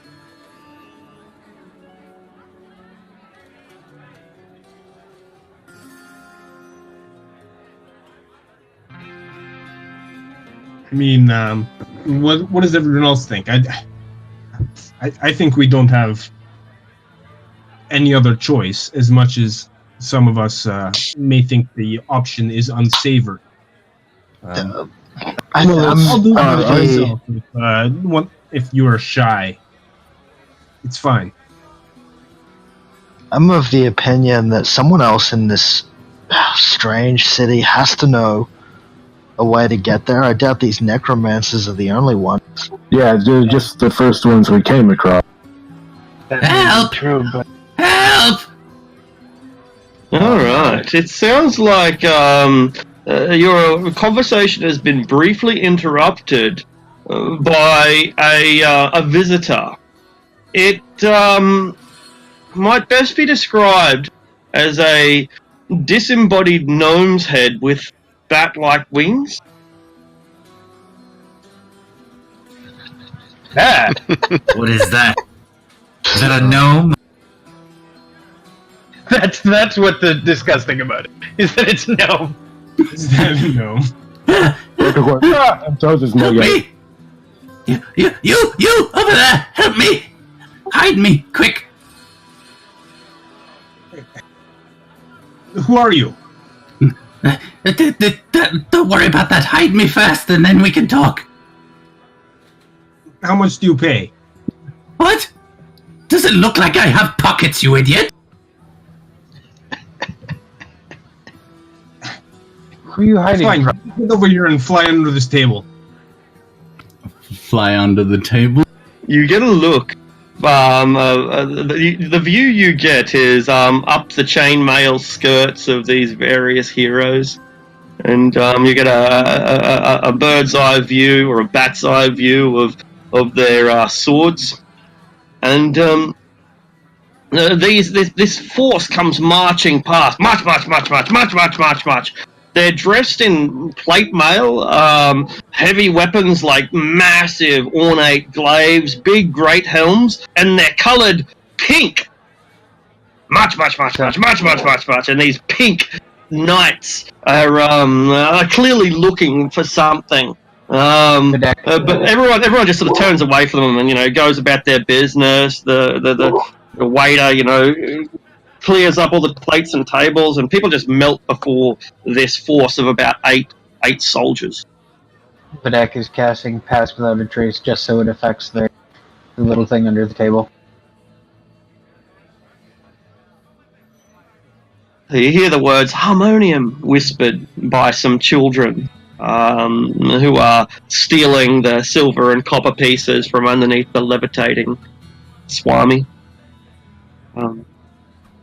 These harmonium look in two different directions, and they agree to split up, with the main force going straight down the main alley and two others going into side streets, and then they march off. Are they gone? Yes, they're Who gone. are you? Get out from under there. Stop trying to couple feel. Oh, What are you? what? What? I am the great Zelicanus. You're a head with wings. Yeah. Why do you have wings sprouting out your ears? It's How do you breathe? Look,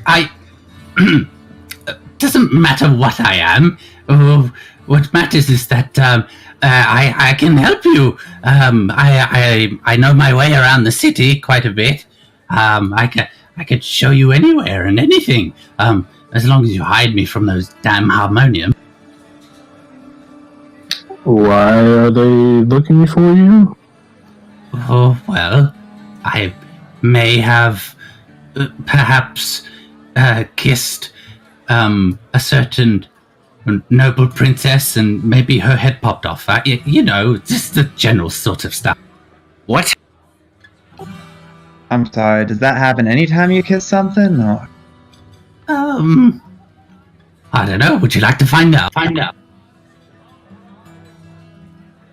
would like to Any insight. closer? Dante, pucker up. Dante, pucker up. I think not. I know this short stubby one.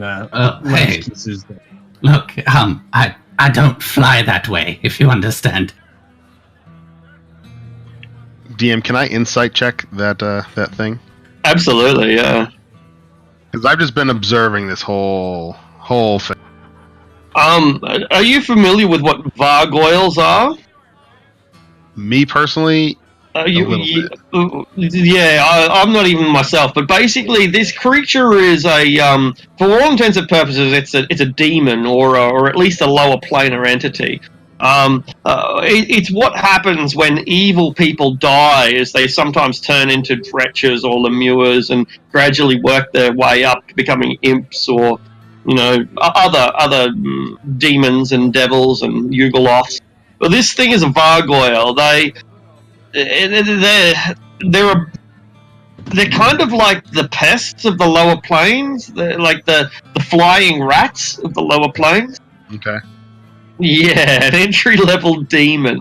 That's right. They're a little bit above the masses. Most people never get beyond being a mindless wretch, but those ambitious but wicked and ultimately unsuccessful and pitiful villains turn into things like this. Okay. And do I believe that when he kissed something, they die? Oh man, you can believe what the hell you want. Like they're just gross. They're just they're just the worst. Okay. Yeah, I'm just gonna continue leaning up against the wall, observing everybody, kind of not engaging with them because they're obviously friends, and just kind of sitting. So how about it? I'll lead you around the city, show you all the sights to see, all the places to avoid. Do you know how to get to damnation? Damnation? Well, can't say I've been there myself, but I used to have them as neighbors, as it. Neighbors, you say? So could you get home and then we could just hop the fence, or how does that work? I'm not sure if I want to go home. The Dreadlord Morn might be very upset with me. Oh, sake. The Dreadlord Morn. Yes. Have you heard of him? We've taken care of him a couple of times. You could tell me about him. Oh, he's a bit of a dick, really. I look at Vidic and I just sort of shrug my shoulders and I'm like, it must be him. It must be him.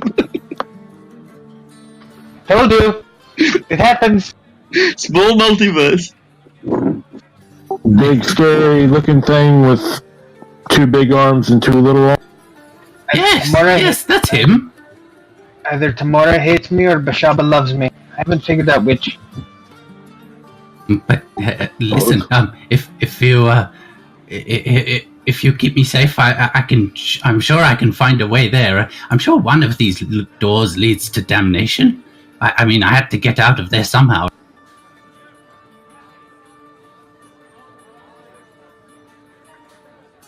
Do you know which for sure? Well, I came out of a doorway. I think it was in the hive somewhere. The fuck's the hive?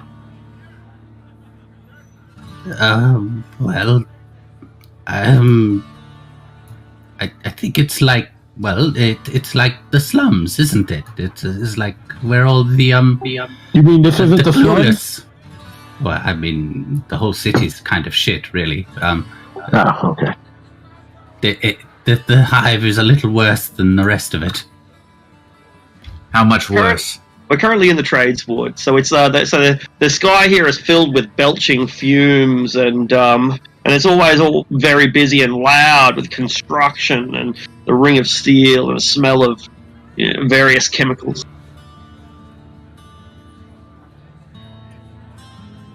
Well, the hive. Where are we now? But I don't know. I get turned around sometimes. I'm not sure which ward we're in right now. Trade ward, right? Well, there. And I sort of tilt my head upwards and look up above us. There, that's the hive. Above? Well, I mean, if that's how you want to look at it, sure, it's above us. Kaya points like one direction. It's also that way, and that way. Yes, and this way, and that way. Anyways, I say we take care of the little thing. It's interesting. Oh, I like you. What's your name? Kaya. Then she's Kaya. gonna reach out and try to snatch the head out of the air. No. Oh, if you want to kiss, you just need to ask. And she's like holds it in both hands. She's gonna just remember, you try anything funny, and then she squeezes a little bit, I'll pop ya. Don't worry, I won't try anything. Last time that happened, it didn't work out so well for me. This thing doesn't know 100% how to get there, so we would be risking being trapped somewhere else. Versus we have a 100% way of getting to the place we need to go by just doing it. Well, hang on. He's told us he wants to do a mission. There's no guarantee he even knows how to get there himself, nor that he's telling the truth in any of these things. I'm gonna pipe up. This is the first time, basically, I've said anything. It's not getting there, it's getting back. We know how to get there, we don't know how to get back. Who knows if that portal is 2 ways? I can tell you one way of getting back. It's quite easy. All you need to do is fly on top of Balgura, and then you just wait until they teleport out, and then you fly on. That does sound pretty simple, yeah. We're on different wavelengths here. We're talking about the plane of air. Oh, why do you want to go there? It's just full of airheads.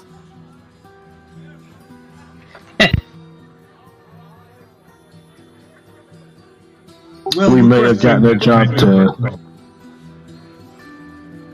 Yeah, we may or may not have gotten a job to take one of those airheads. Oh, I can help with that.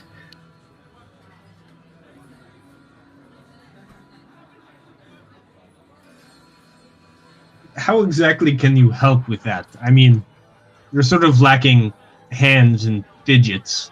But I'm very good at spying, and I've performed the odd assassination or two for Dreadlord Morn.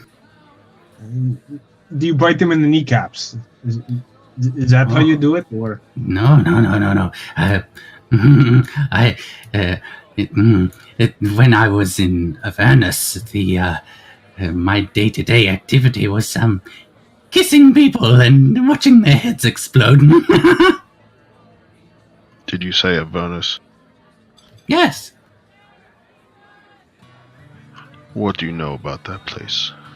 No, it's really hot, for one thing. The sound of screaming is almost constant. The floor is lava, quite literally lava. Well, if you turn the wrong corner, you might find yourself in some pit fiend's backyard.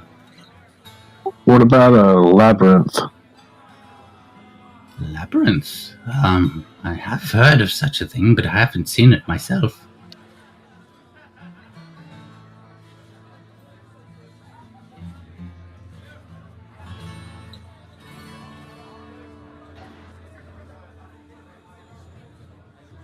Felix is just sitting there with like his palms and his forehead, like, oh, I can't believe it. Whatever. Well, neither one seems like fan. Neither one's really too great. I mean, do we want to ask around more? Like, I mean, they said this was like a faction, and then there was this other one running around that y'all were talking about. I mean, do we want to see if there's any other factions that might help us? Hell, we may as well. My hopes are starting to get lower and lower. Seriously, what's wrong with this city? The first leads we get is a cult of necromancers and a talking demonic head. you haven't been with us long enough? But that's our kind of luck. You'll get used. Does seem to follow the deck like a plague. Yeah. We have wonderful luck. It's just how you look at it. I have not seen him since I saw you, and frankly, I don't. Just one other thing. Quick question. So y'all are just gonna pretend like we didn't hear Videk's name when that monk dude was talking, rambling on. Well, I figured, like, if he wanted to talk about it, he'd bring it up. Well, I just figured. I mean, he's plan touched, and this seems to be a historical figure. I'm just assuming he was named after them. Yeah, I mean, I highly Yeah, doubt because that's how life worked some around sort of Vedek. Prophet or whatever that man was saying. Ridiculous. Wait. Are you implying he's some hundreds of years old genie? Oh, I thought that's what you were implying. The reincarnation of that guy. Is that possible? No, of course not. It's ridiculous. Looks at Vedek. God, I hope I feel like, not. yeah, the whole group just like turns and stares at Vedek. Maybe he's a clone. Prick him and find out. See if he bleeds. A clone? He bleeds. We've seen him bleed. Hey, DM. Do it again. I need to know. Mm-hmm. Yeah, call me Can I ask after. a clarifying question. Mm. So Yeah. I'm looking at the quest. So it's travel to castles in the elemental plane. Are we being asked to kill the Caliph who was overthrown, or the usurper? I'm trying to figure out. And Doozer, the general. Okay. So the usurper. The god is Yeah. currently in power. Correct. So the one that usurped the throne, basically. And, I and thought married they- Kintara. Khalifa Kintara. Oh, I thought they... Presumably against her will. Drug. Oh, I should probably speak to that. but yeah, it says he's been outcast ever since. But is it like... Is he still the Caliph? They just don't recognize him? That's what I would assume, yes. He's basically a tyrant. Like a... Yeah. Because I can't imagine that having a coup d'etat and then no one accepting you as the leader, even though you are the leader, that really doesn't smooth out your brain. Did the... Was it the Dustmen get contracted by the genies to do this, or are they just doing... I don't know if we know that. All we know is that the Dustmen have a job, and in exchange, they're gonna give you a guy who was born in damnation.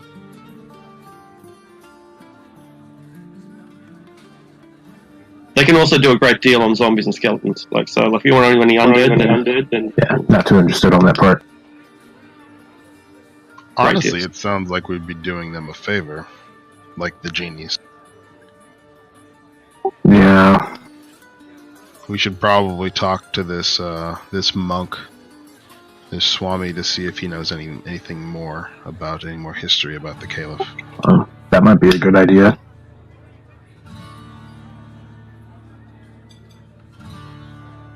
Is he still there, or has he moved on? still there, still meditating. Got his eyes closed again now, although they were closed for most of the time anyway. So he's just in a deep meditation. I down the last of my spiked coffee, and I start walking out towards.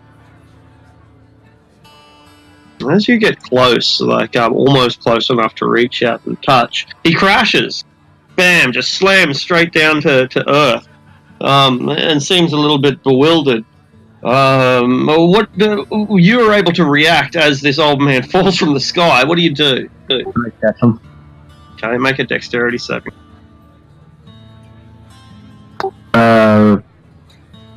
Does my Yeah, danger sense? yeah, absolutely. This is a great example of when that'd trigger. Alright, so this is an advantage. Yeah, So snatch you 20, right out of the air. 22. It's right out of the air. And so tell us how you hold this 130-pound old man of skin and bone. Like a bride carrying his wife over the threshold of their house, like unintentionally. I just snag him out of the air. How embarrassing, he says to you. Yeah. Here, let me down, or let you, or up, I guess, depending on how tall you are.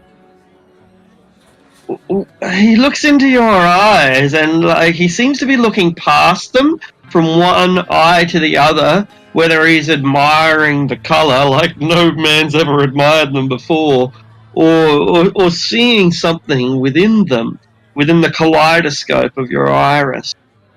Where are you going? He asks as he gets to his feet, and now that he stands towering over you, or not towering, but much taller than you, he still locks his eyes with yours, the same way as when he was in your arms. Let me answer your question with another question. What can you tell me about Anduza? He breaks eye contact and sighs, and the mystical Swami is gone, and the old man that fell is there. He suddenly looks like a defeated 80-year-old without any options left in the world. Someone who has lived their life, and good or bad, these are the winter years, and that's not necessarily sad. It just is. And as as this sort of emotion passes across his face, he reaches down underneath his robes and pulls out a dagger. And it's a flint dagger, like some sort of weapon that primeval man might have used before he invented bronze or even started mining copper. And he looks at the wall, and he looks at you. Okay, friend. Don't think there's any.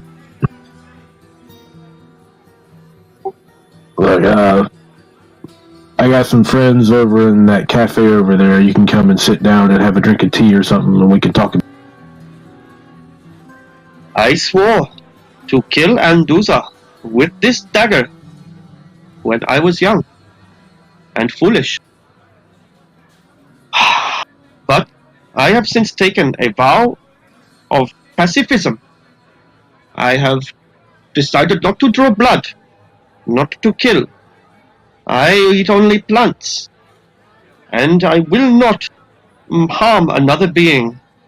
And so, my oath is broken. But perhaps,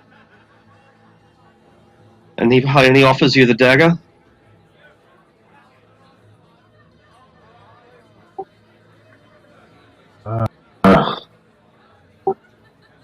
Okay, I'll take it. He switches it. He flicks back.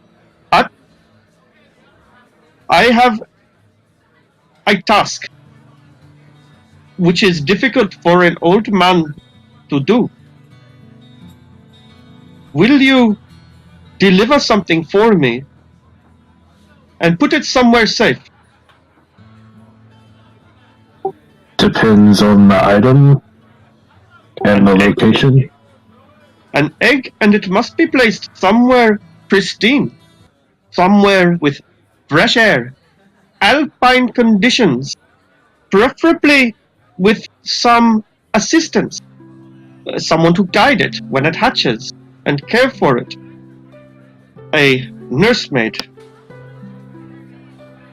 What does alpine mean? High in the mountains, fresh air, and cold.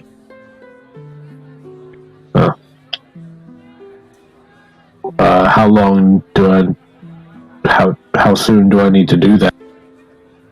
Not too soon. It is not yet ready to hatch. Okay, well, what is it? Arakokra, a rare creature, bird human, but they are feeble and have a high mortality rate, particularly among the young.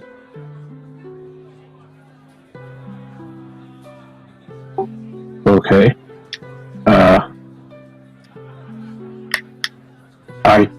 Does it matter, like, I'm pretty sure we can handle that. Very good.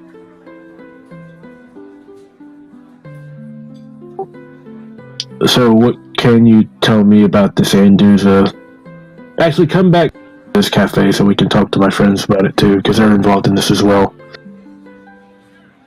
He agrees to do so and floats over there. As to each of you, does a Y, which is like a little prayer, little two hands together in a pyramid and then a bow with a head. I would return in kind. Anduza, he explains to each of you, is an usurper. He destabilized an entire way of life, an entire culture, with his greed, with his ambition.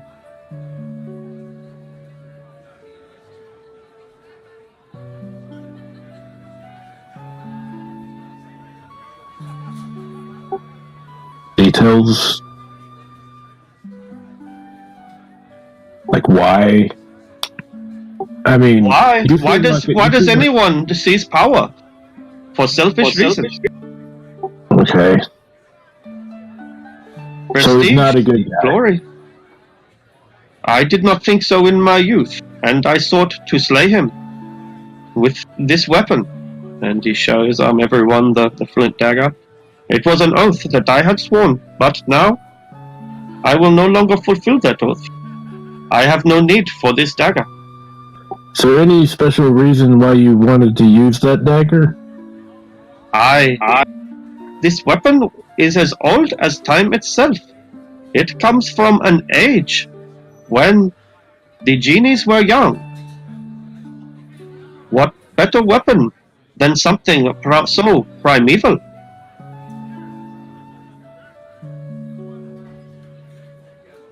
Okay.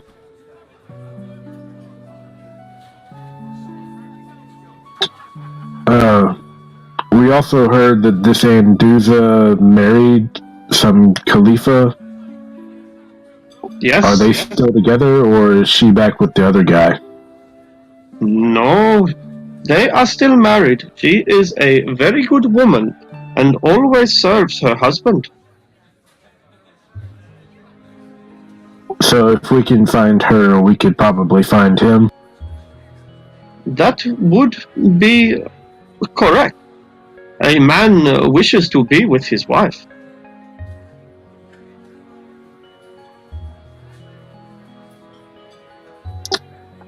So do you think it would be a good thing if he died? There was a time when that was my own personal ambition. So sure was I that he should die, that I was willing to swear an oath, and I did so. But now I do not believe in killing. I do not think it will ever help. Rage only begets rage, and hate begets hate. Murdering one man leads to the murder of many others. I do not think that it is good to kill.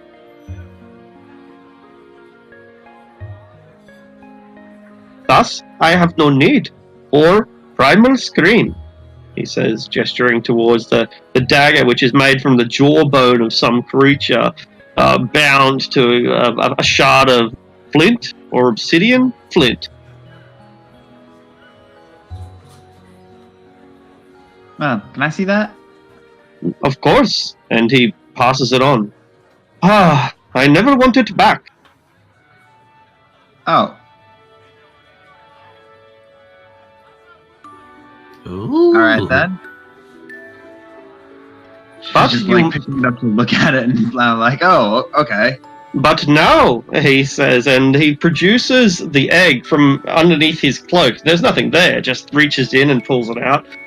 And the egg is the size of an American football, and it's covered in a kind of a leather that's more, I guess, like a soccer ball, perhaps. But it's got these this patchwork leather across it. The whole thing's basically white with hints of grey, but it's basically white.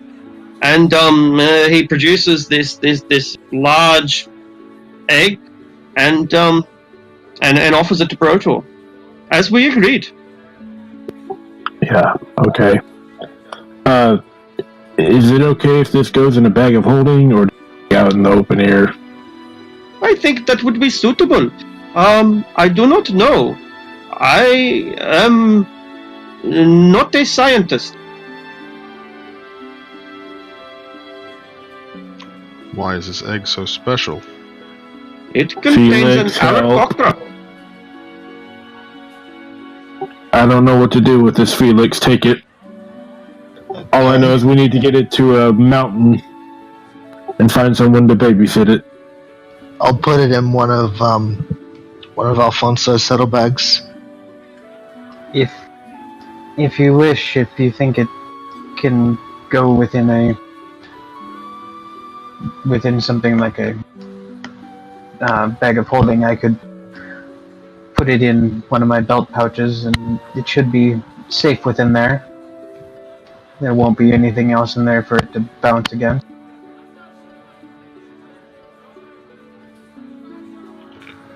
I mean, you shouldn't put living creatures in those kind of compartments. It's not certain what would happen because it's still an egg, but if possible, I think it's best to avoid doing so.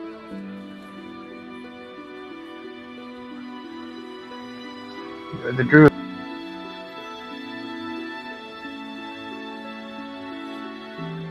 But where are we going to find a mountain in Sigil?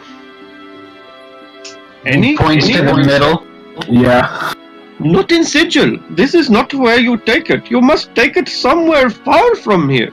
Somewhere with clean air, with high cold climate, where you can find a nurse to look after it and make sure that it survives. This must be pristine conditions. I wonder what kind of place a flying bird creature could find lots of clean air. Me too. A whole bunch of reasons to go to the plane of air. Oh, Yeah, are there for mountains me- on the plane of air? I mean, there are motes of earth that float around in it, that essentially sky islands. Really? Yeah. The fuck is this place? I mean, it's not like the plane of air is just some void. Well, it's called the plane of air. Yeah, Are you sure? I always imagined that it was just air. I mean, it's called the plane of air.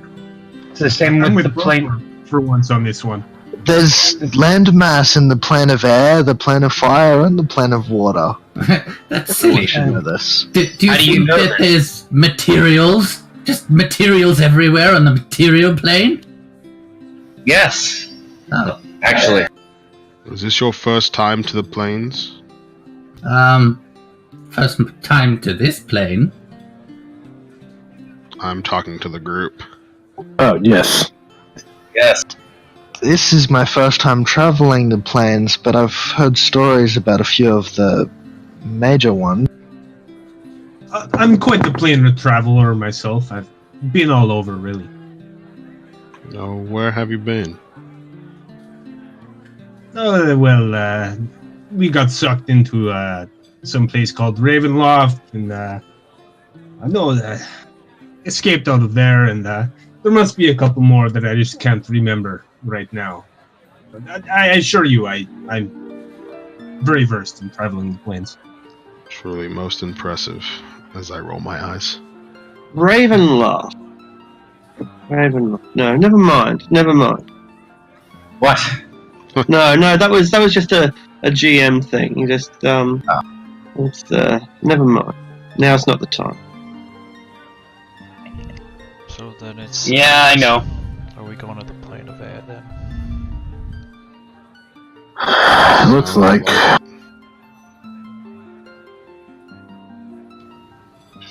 All right. If we're going- anywhere except the plane of rats, if there is such a plane. But How do we get there? If we're going anywhere before we leave, we should do some research. At least try and find any vulnerability or weakness that these Jinn may have. Find most things are pretty weak to stabbing. She flips her new knife in her hand. Hey, Kaya. Yeah? Swami. Stab your blue friend. See if he bleeds blue.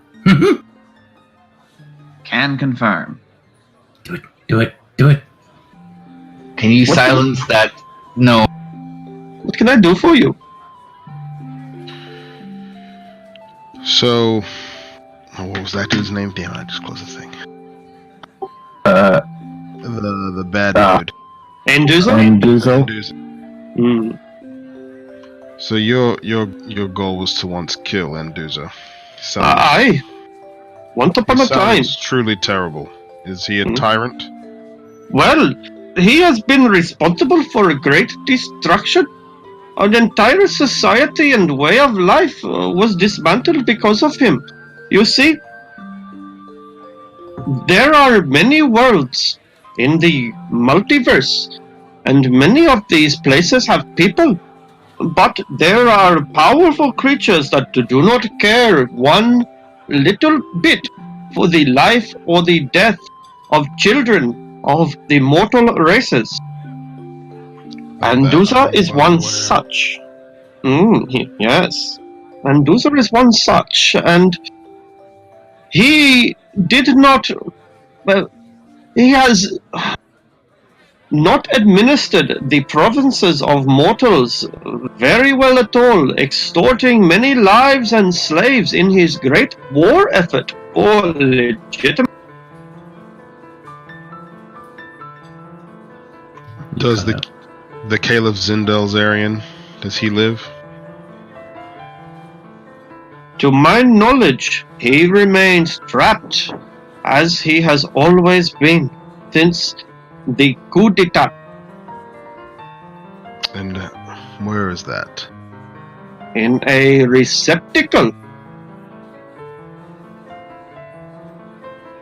Do you suspect that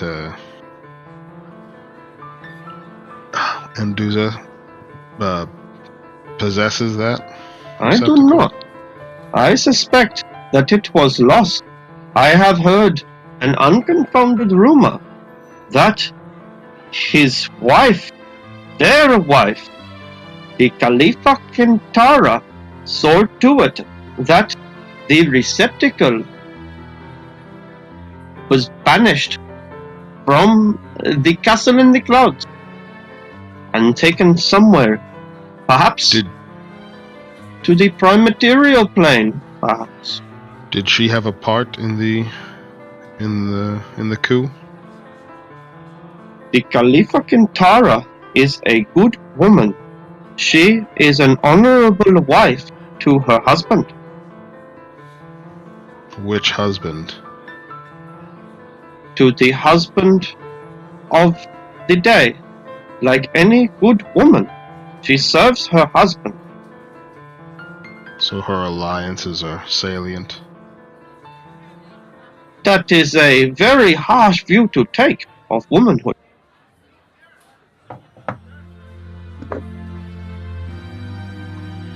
Cannot serve two masters. You can serve one master at one time and another master at another time. That is what marriage is about. Careful there, buddy. Wait, so she's married to both of them? Well, I suppose. I do not know if she ever had the chance to divorce. It is a good question. I must ponder this now.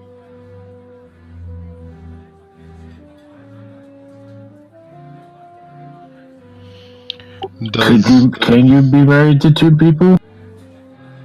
Yes, a man can marry more than one woman, but I do not think it is legal for a woman to marry more than one man. That might be our in. Is Enduza a especially paranoid person? Anduza has formed alliances with the giants and the devils in order to make up for what he has lost among his own people. Oh yeah, then this I guy's gotta suppose fucking that go. means he is Guy's gotta go, paranoid. Yeah, this guy's gotta fucking go then. Does he have any weaknesses that you know of? You did hunt him at one time.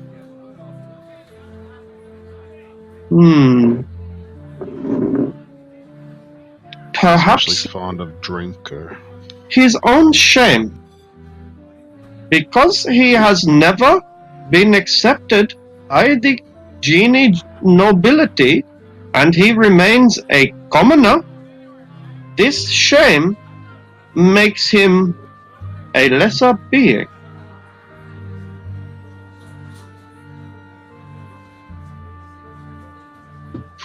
What do you think would happen in his absence? Think he would return to the old ways?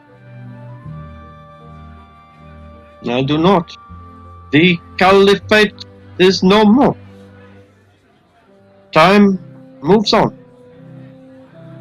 Do you think the nobility would be open to reinstating the caliphate?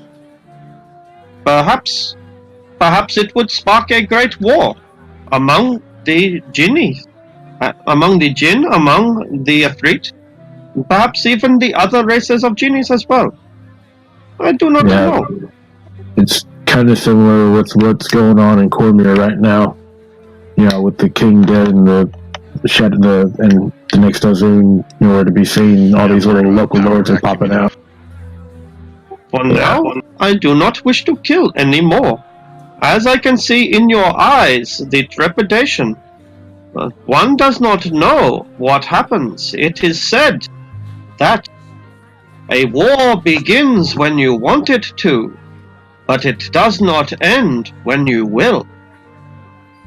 Honestly, there would be nothing lost if the genies ended up killing themselves. Yeah, Blue.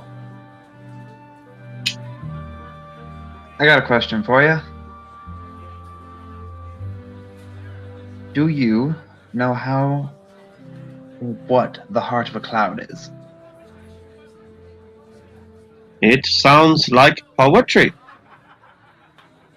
Yeah.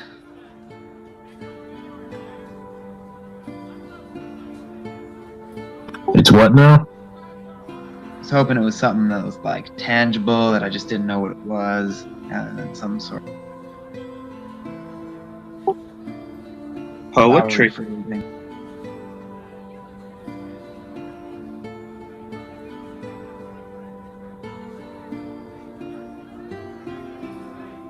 Why do you want to know what that is? It's part of this Eternity Quest thing.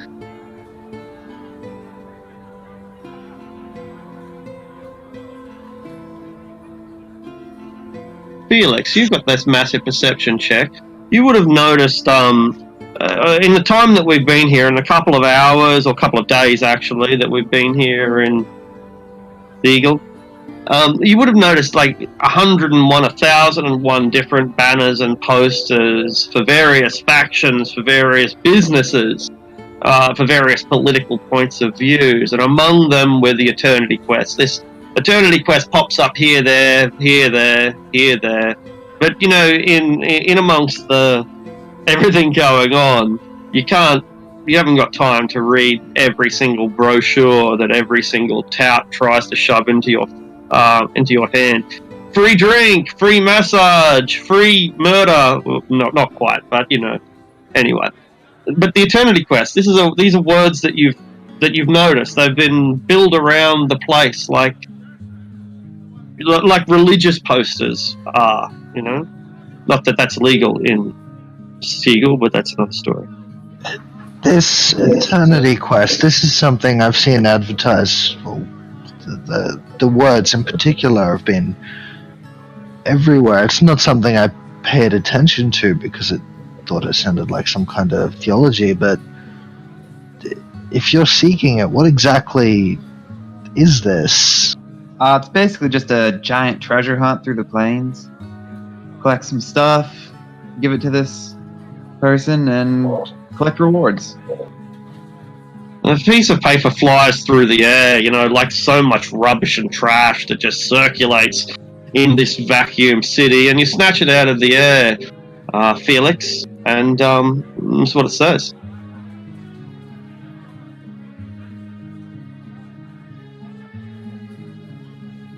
Did you just pop up the Eternity Quest tab? I did. Oh, okay, yeah. I already had it open in Roll20. Roger. Interesting. This is some kind of riddle? I mean, something like that. I don't know. I'm good at riddles. One of you happen to have any sort of rune carved by Fae?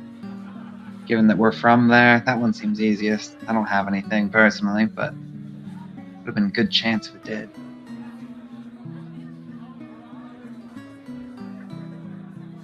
I mean, does it have to be carved by Fae? I don't know. Says so. Presumably. The heart of a cloud from the plane of air, ashes of memory. Did you guys know that elves are considered Fae? I bet you didn't. Can you please be quiet? We're thinking here. I would assume if you're following this, I would assume you'd start at the beginning though. These final three seem to be irrelevant until the end. A rune carved by Fae on Toril, a hawk coloured grey from the Flayness, and a raven aloft over Barovia. I suppose we know where Toril is, but I don't know this Flayness or Barovia.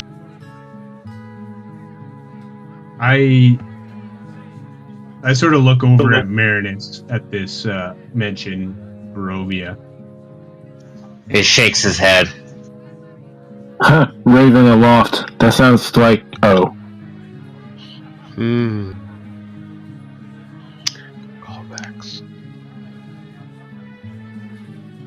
Let's concentrate on So let's Concentrate on one thing at a time. an elven or a Fae rune, a grey hawk, and a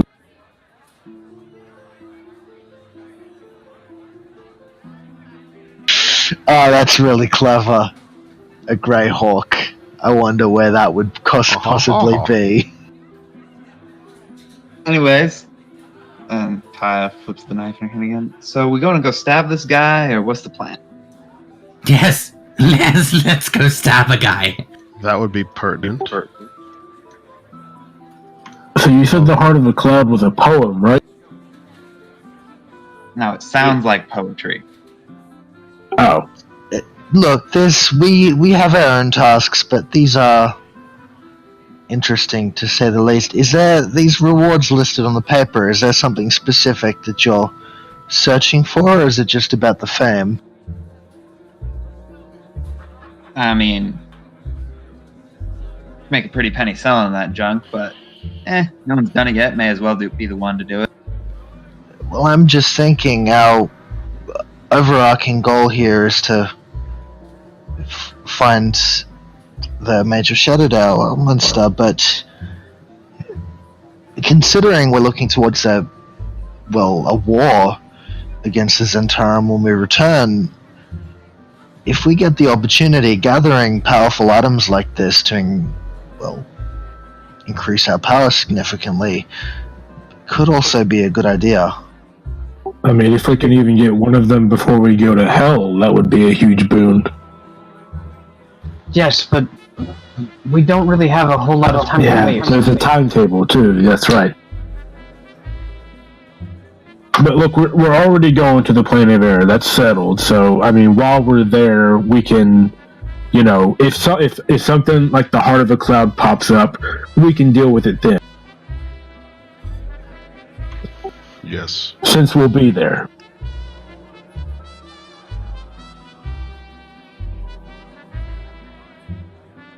But yeah, we need to get going. So where do we need to go? This someplace in the ladies' district or something? We should ask Zelacarnis. What are you looking for? Window of bouquets from Celestia, Ladies' Ward Sigil. and we need an eagle feather. Oh, well, I'm not sure where you'll find an eagle feather, but I know the flower shop. Yes, I know it. I can lead you there. So we're in the trade ward, right? Yeah, that's right. You're in the trade ward, which is there's a lot of dwarves here. Lots and lots of dwarves. There's much more here than in any other part of the city. A whole bunch of forges too. Well, maybe we can ask someone if there's like a pet shop or something that we could find an eagle. Why don't we just find a bird person and pluck one of their feathers? I'm sure It has to be an eagle feather. Oh, So we'll find an eagle person. How about Felix? You wouldn't mind if transforming into an eagle? I would mind. I would mind very much. It's not that bad. I was once polymorphed by people I called friends and myself. So we turned him into a sea unicorn. From the eagle? Take one from the team. Like I would. Like I've already if done. it's the case, Felix cast polymorph on into God an damn eagle. I was about to suggest we could talk to a lawyer I know. His name's Harvey. He's in the ladies' ward. Actually, I guess as the eagle, I still retain my personality, but I'm fucking stupid as an eagle. Yep. I guess I immediately Felix is most familiar with giant eagles rather than the small kind, so you'd still have an intelligence score of 8, I believe. Oh, okay. Okay. What are you doing? You're as smart as me. What do you do, Dante? Yeah. I think I just fly up into the air a little bit, and just you see me fly off for a little bit, and I do a couple circles down, and How high does he manage to fly before gravity flips? At 60 feet, you're still fine. So if you're soaring over or through the buildings, then you're still fine. I'm gonna plug you guys were brave. Hey, not just drop it. Hey, just drop it. Let him fall. I'm gonna. Are you sure? He might die. I'll catch him. Don't worry. Make a dexterity saving throw, Raya. Raya. She's trying to pluck a feather as he flies off. Raya. What the fuck? Sorry, Kaya. Fuck no. Sleight of hand, as I use my invisible mage hand to just pluck it off him from a distance. Yep, that's cool. Yeah. Yeah, you just hear me squawk. Yeah.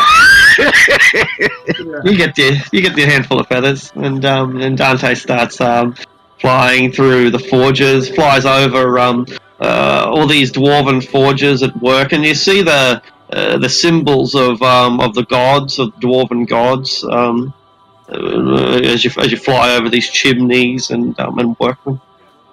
If the Dabu's seeing you cast that sort of stuff around, they might call the Lady of Pain on you. Or what exactly? For transforming someone else? Yeah, but he volunteered. Did he? Well, he said I would do so if I had the opportunity, so I gave him the opportunity. It's not what he said. Case, just be careful with casting spells in Sigil. He said he had done it in the past, not that he wanted to do it now. Well, I believe he said something along the lines of, I would if I could. Okay, is he low enough to where if you drop it, he'll be fine? Yeah, I think at this point, I'm screaming down and dive bomb Kaya a couple times. Not actually hitting her, but just getting close enough to make. You don't know it's her. You don't know it's her. I mean, someone's holding giant giant eagle feathers at the moment. Yeah. All right, Kaya, there is a giant eagle incoming for you and your handful of feathers. Squawk! Oh, man, you guys remember Vampire? This feels like Vampire all over. Yep. I'm gonna bitch slap this eagle out of the fucking sky. It's a roll for initiative situation. Anyone who wants to get involved can. The Swami is not getting involved. Nope. Videk is walking away. I am, I think, trying to get out of harm's way. So what do you mean swatting? Can you describe that a little bit more? Are you like firebolting him, or are you just fucking smacking him? I mean, you get too close, and an armored hand smacks you across the fucking head as you try to swoop in at me.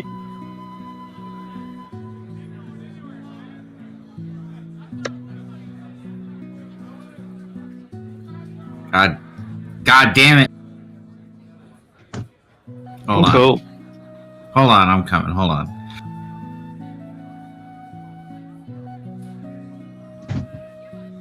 All right.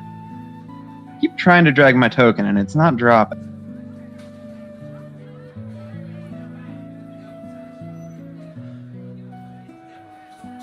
You all have fun playing with the Lady of Pain. Okay, cool. Damn. So, if you're not able to drop it down, we can see that, Kaya goes first.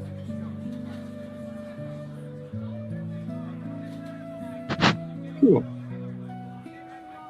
There's a giant eagle incoming. Sorry, who is? Oh, Dante. No, Dante. Well, that was his second roll, I think. Yeah, that was my second roll. Oh, Yeah. sorry. Yeah. Cool. I'm gonna slap him, and you know what? I am determined to do this. So I'm gonna use my human determination to give me advantage.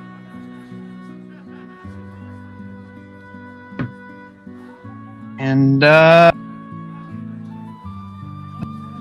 whack. Jesus. I think that, like, knocks... I think that knocked you right out of eagle shape. Almost perfectly, actually. 27? All right. I can have a quick look at that if you're not sure. Giant eagle has 26 points of health. Bam! There is 150 feathers flying through the air.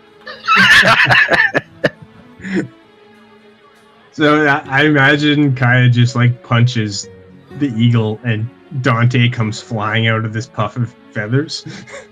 That's it. I don't know if that's right. And I'll try to catch him. All right. Do we continue the combat? Not really, I don't think. Nah, Marinus will just glare. Don't do that again. Just like One damage carries through. yeah, Just the punch was perfectly weighted to the exact amount necessary to only pass on one hit point of damage. Like knocks your full lock out of position or something, messes up your hair a little bit, but that's I'm fucking pissed. Like, you fucking messed up my hair. No, I swear to God, Kaya, this is your one. This is your one. I swear to God. Still my go. My bonus action is to grapple him, because I can do that, because I'm a tavern brawler. So she punches him out of the air, and then just, like, grabs him and pulls him into, like, a bear hug. It's like, hey. that means that the combat is still going. So we continue the combat. Who attacks next? He slips straight out, He did not. Yeah. He did not. He can't get less than a 25 on an athletics check. But he has advantage, so he does, and just slips straight out. Yeah, I just get out of me. I don't want to hug from you right now. What you You like? messed a up my kiss? hair. For fuck's sake, Kaya. Get yourself together. And you, Don't do it Phoenix, like that. keep your fucking spells to yourself, unless I ask for them or something. I didn't ask for that. But Well, you told me to do it, and then you said if you could do it yourself, you would. Pluck the tail feathers from. I'm like, but I guess we have a fucking feather then. you assholes. Yes, you have a feather. Follow me. I'll lead you to the flower shop. Let's go. Bam! Everyone roll a d33. Let's see who gets the lowest. That's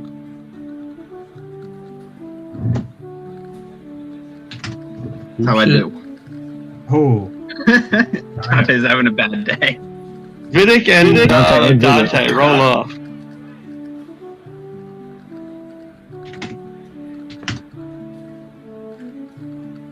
Oh, fuck. Dante's just getting shit on.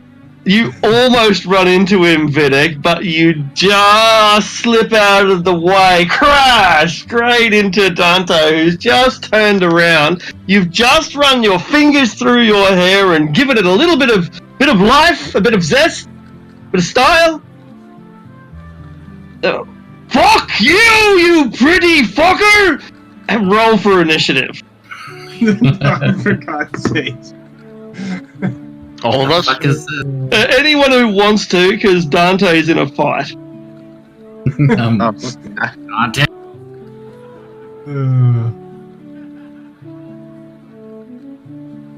I still can't make a token, but alright. Is that pig there too? Has he got himself a pig? He does not have a pig, nor does he have an axe, but he's got a hell of an uppercut. Brett, I'm betting it's because your old token was deleted. Ah, that's probably it, yeah. So, Matt, you might need to go in and just delete his old token. So delete the token. Excellent idea. Cool. Because I'm guessing there's just going to be showing nothing there. Oh, yeah, it's probably... Yeah, it's got just says remove and that's all. Yeah. Cool. Should be gone. There we go.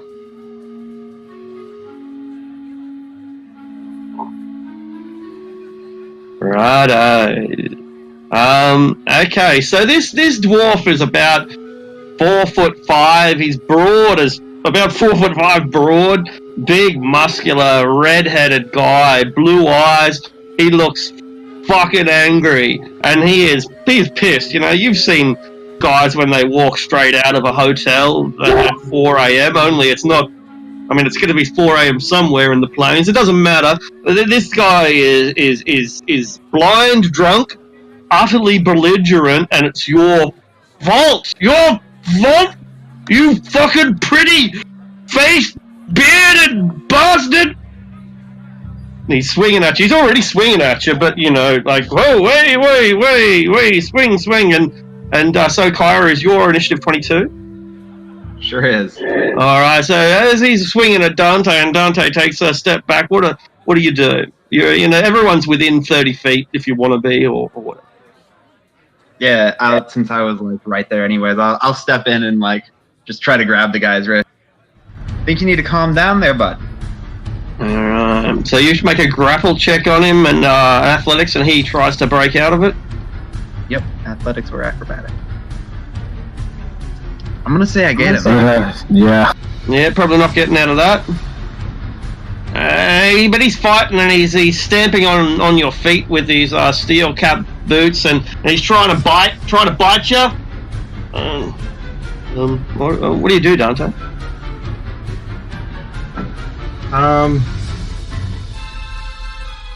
So he's grappled already. I think sort of Kaya kind of has him wrapped up, but he's still standing. So I think I'm going to just try to trip him. Yeah. Trip tackle using. I don't want to hurt. I don't think I want to like. Well, yeah. I guess I'll have to roll this the dice. It's like I want to make a unarmed attack. But use superiority dice. No worries at all. Is it a D4? If you don't want to do damage, you can try and knock someone prone just as part of a grapple action. Yeah. But that he would have to. Unarmed is 1 damage plus strength, including if you have a negative modifier, it'll take it to 0 damage. But if he wanted to just use the shove action, that would be his effort. Yeah, no, fuck it. I'll kick this guy in the shin for 1 damage. Bam. Go for it.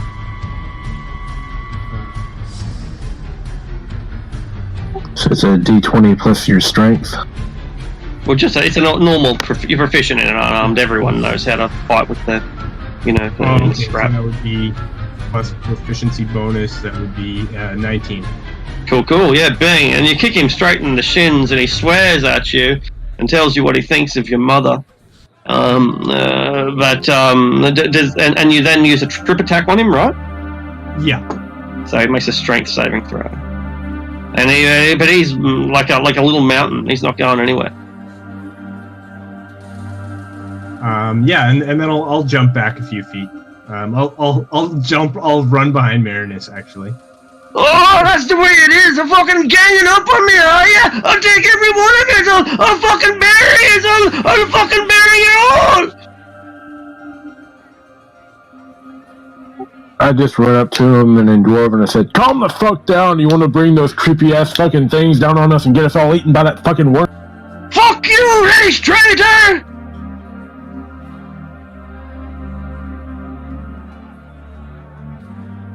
Whoa. Merritt? Race traitor. What does he look like he's gonna do to He's gonna... because he's still on his feet, he's gonna stamp on Kaya's feet and then bite her. Holy shit. Damn! I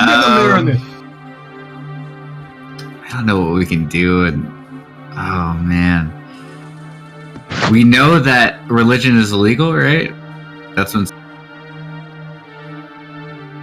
it's illegal. Not religion is not illegal per se, but open worship. Oh, all right, fuck this. We're doing it. Let's do it. I would like to use. What is it? What's a good thing here? Where'd it go? Hold on. This.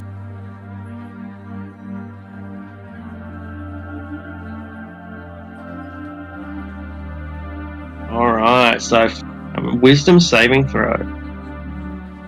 Come on, you little shit door. He is terrified of you. Divine wrath! No! Divine wrath! Not yet! Spare me! Not yet! Leave our presence, little dwarf, or face the wrath. Major. Alright. And the failed save becomes frightened. So he doesn't have to retreat, he just can't advance towards you. And he has disadvantage on attacks while you're within sight. Is that correct? Maybe? Anyone know the frightened condition? Which one? I think he has to move away from Marinus. No, he doesn't. That is the fear spell. Frightened, he cannot move closer, and he has disadvantage as long as the sorcerer's fear is within line of sight. Yep. So what I said was right? Yeah. Yep. Yes. Looks like it. Excellent. He turns away from Marinus and doesn't look at him. Looks away and looks at Kaya instead. Can no longer see Marinus. Right, bitch. And he bites you, but it's not a very good bite. So he tries to wrap your legs up in a complex wrestling maneuver called a leg lock. But he sprains his own ankle in the process. That hurts. So he just spins around. He's still grappled by you, but he spins around and he just raises his hobnail boots and kicks you in the balls. It's a good hit. 7 damage. Are you male? Well, to be fair, I think that would hurt a girl as well. But it doesn't have the paralysis effect. And I will use my uncanny dodge, so it winds up hitting more like the bone, not a direct contact. There we go, just into a bit of a bruise. A bit of a Definitely not going to be fun. Alright. He's fighting on, I didn't mention, but he's meant to be reckless. So does a 17 hit? It does not. He didn't think it would anyway, but he's actually reckless. So everyone's got advantage on to attack him. So you said he's like blind drunk, and that seems to be the reason he's so aggressive. I didn't say that seems to be the reason. He seems to be an aggressive drunk. That much at least is correct. Yeah. Felix wasn't planning on intervening, but he kind of glances over and he can't tell what, but he can see Oren's about to react. He's like, oh, that can't be good. He's going to rush forward and cast Lesser Restoration to see if that'll snap. The assumption that alcohol would count as poison. Let me go! Let me go! I'm a free man! I'm a free dwarf! I can live my own life!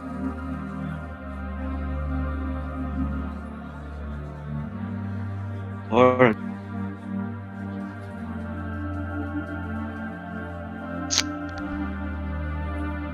These damn children.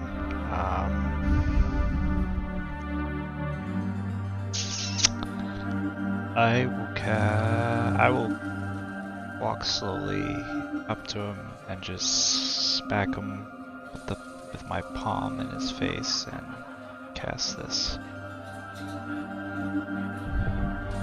Oof. That's what I was afraid of. He hasn't taken any damage yet, has he? No, it's I not kicked that. him and he took one. Oh, he did! He did take that damage! The combo, the kneecap toll the dead combo is devastating, and this peal of bell just rings throughout the area, and 200 people turn to see what the cacophony is, and some people slam their doors and their windows close, and others fucking run, and a couple run towards places that run towards places rather than away from them, and the mood of the entire area suddenly shifts with the attention that is brought to the group. I assume the dwarf is not dead.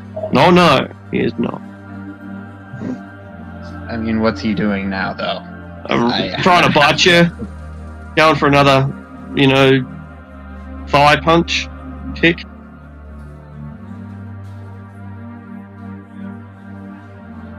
Well, I will look at the fucking abomination and just... First of all, you stay out of this. And second of all, you get the fuck out of here. I'm gonna turn and just fucking throw the dwarf. As hard as I can. Away from the... Pose strength for our athletics rolls. You toss the mighty dwarf and slam him up against a wall. Oh!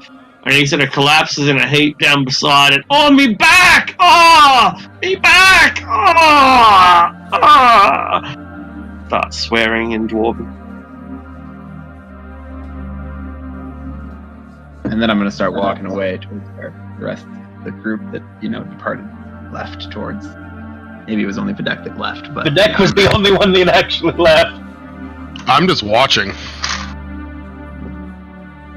Yeah, I turn around and leave now. I'm done with this guy. If he comes at me again, then his problem. I'm gonna follow Kaya. Felix is gonna jump up on Alfonso and also leave before the Daboos arrive. Yep, same.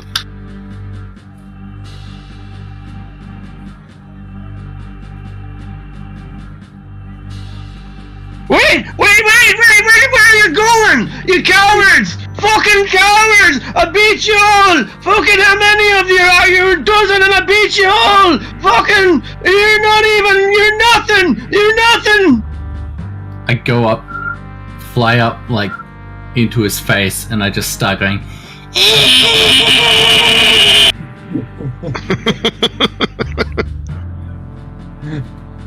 Oh my god! God damn it. Each one? Oh no. Market. Alright, yeah, like, if things could get any worse than they just did. And, yeah, people over in different districts have now heard the cacophony that's going over in the trades ward. And, what do we do? There's a crowd gathering in the sky looking I think it's time we us. go to the plane of air. Let's get out of here. It's Look at some perfect flowers. timing, I think. What is that flower shop, you fucking weird flying head man? Wait, and I go up to the dwarf and Oh my god. Okay. I thought you didn't fly that way. well, even I can swing. Given enough cause, this man's dangerous. He'll get us all killed.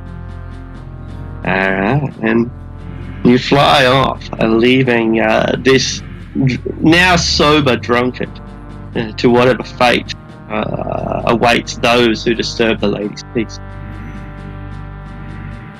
I flap towards Kaya and sort of land in her arms. As you're rushing, through the streets, about a minute later, you go past industrial warehouses and alchemists and steamworks, and a dwarf pops his head out of what looks like a forge works. A place is called Forges of the Mordansimen, the Dwarven Pantheon, Forges of the Dwarven Pantheon. And he says in Dwarven, naturally, to the dwarf, naturally, "Oi, what's going on? What was that? What was that noise?" Some fucking drunk ran up and tackled someone, and there was this whole big commotion. We're getting the fuck out of there before those weird fucking things show up. Oh, right. Well, you better get moving then. Yeah, that's what we're doing. He says, "Well, there's enough room in here for you if you don't mind ditching the foreigners." Nah, I'm with them and kind of responsible for them. Righto, then, good to see you. Hope to see you again. Yeah, what's this place called? The Forges of the Mordansimen. I will keep that in mind. He's carrying a really bizarre contraption, or contraptions, perhaps.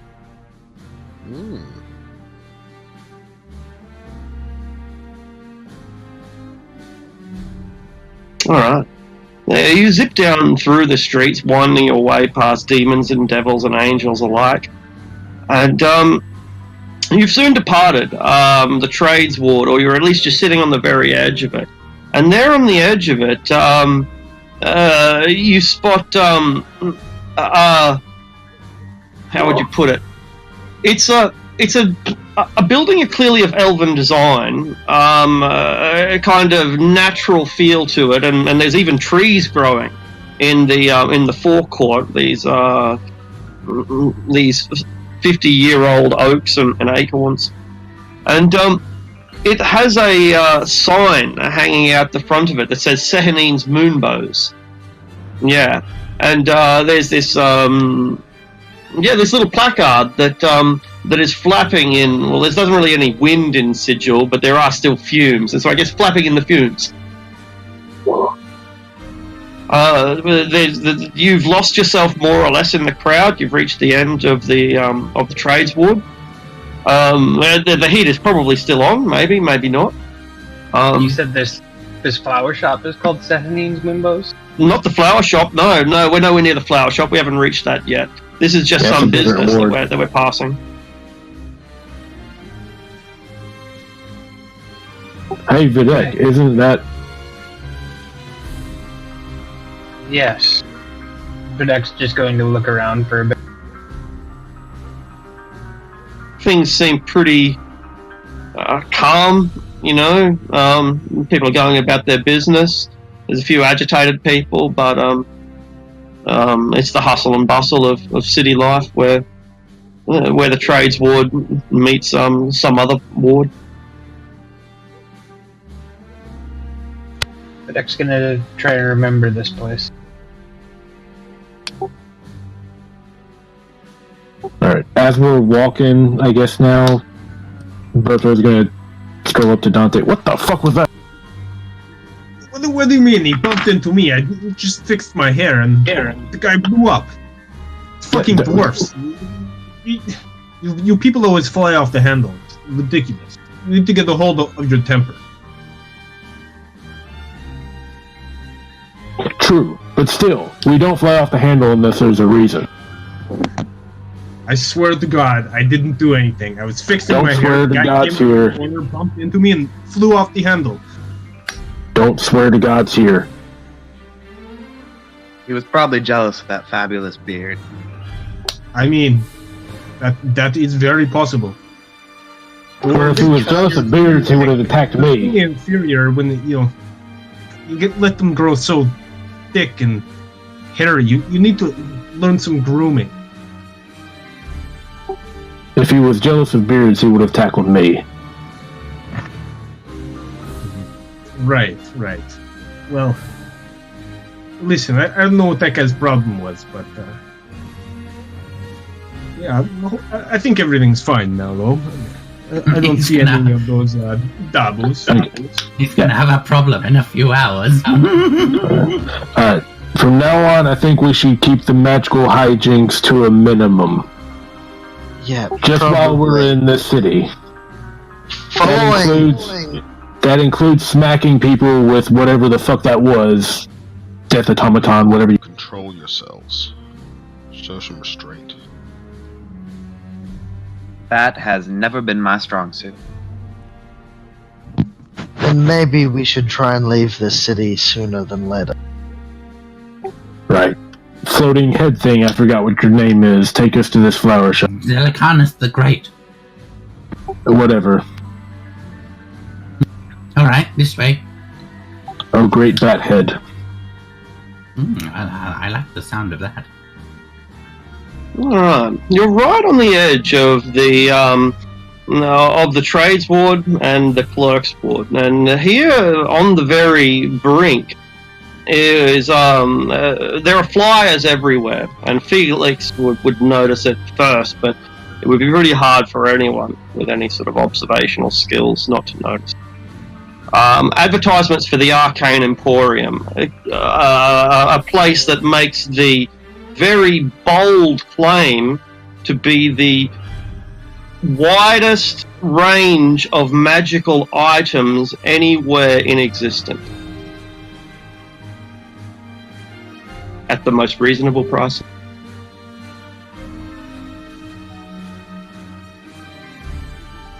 I could. Does anyone need to before we head off to this plane? I mean, it says discount right here. You could at least go check it out. It would be worth having a look. I don't want to say we're ill-prepared, but a bit more preparation can't help with a trip to... You idiots think you can afford any of this jink? You see what we're wearing, right? Vidak just nods.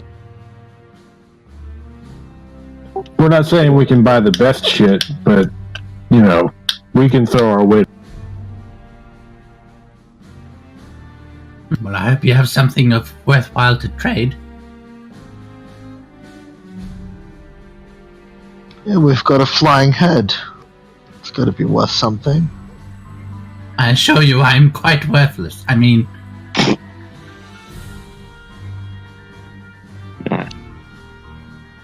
Yeah, let's go in.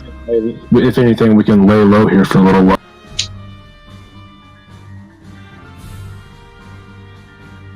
Alright. You do indeed lose yourself in this bazaar, and the range of magical items is every bit as impressive as the flyer suggested it. There are wands and boots and shields and swords and hats and cloaks and keys and miniatures. The range is impossibly wide and large. And there's a fair few customers here, or when I say customers, I mean browsers. No one's actually buying anything more than maybe some potions and some first level wands or scrolls. But you see a thief You see this tiefling thief see a glass cabinet, and behind that glass cabinet is a vorpal dagger. And he sees that vorpal dagger, and he can't help himself. He starts fiddling with the lock and trying to jimmy it open. It won't open, so he does it a little bit harder, and then he disintegrates.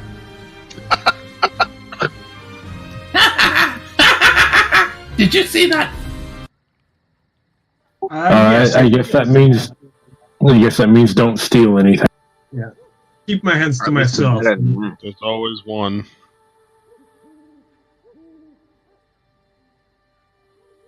Alright, what kind of weapons do they have on array here? Well, you start looking around, and the amount of things on display here are simply limitless. It says, and while you begin browsing and try to find out what the prices are, you're approached by a salesman. He is tall and blue, around about 7.5 feet tall, and pretty heavy set, finely jeweled, which no surprise, all the jewels that he wears are magical. And he has a face that I'm sure his mother and his wife think are beautiful. Bravo! I can tell valuable customers when I see them. Welcome to the Arcade Emporium, the widest range of magical items anywhere in existence.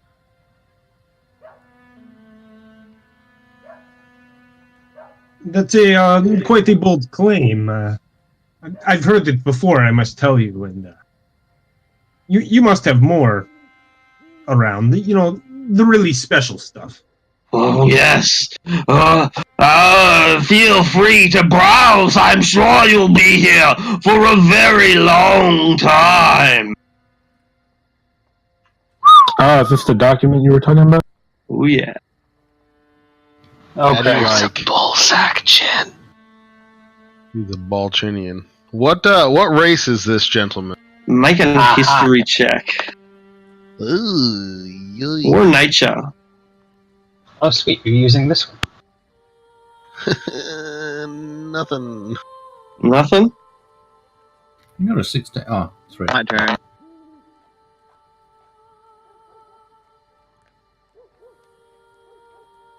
Oh, 27? this is a good list of items. It is high. I've used this before, yeah. Have you? I've never seen it until. Yeah, maybe it works a couple really of- well. Yeah. I'm finally happy, after the D&D 5th edition's been out for fucking 7 years, I'm finally happy. Yeah. What race is he? They're called arcanes, sometimes called mercanes. Arcanes are they are the magical item merchants of the planes, particularly of the spell jamming world. They are an interplanar mercantile magical item corporation, racial corporation. If they have a fault, it's that they feed their own industry. They are perfectly fine selling the same war machines to demons as they do to angels, just to keep the fight going. Yeah, it is.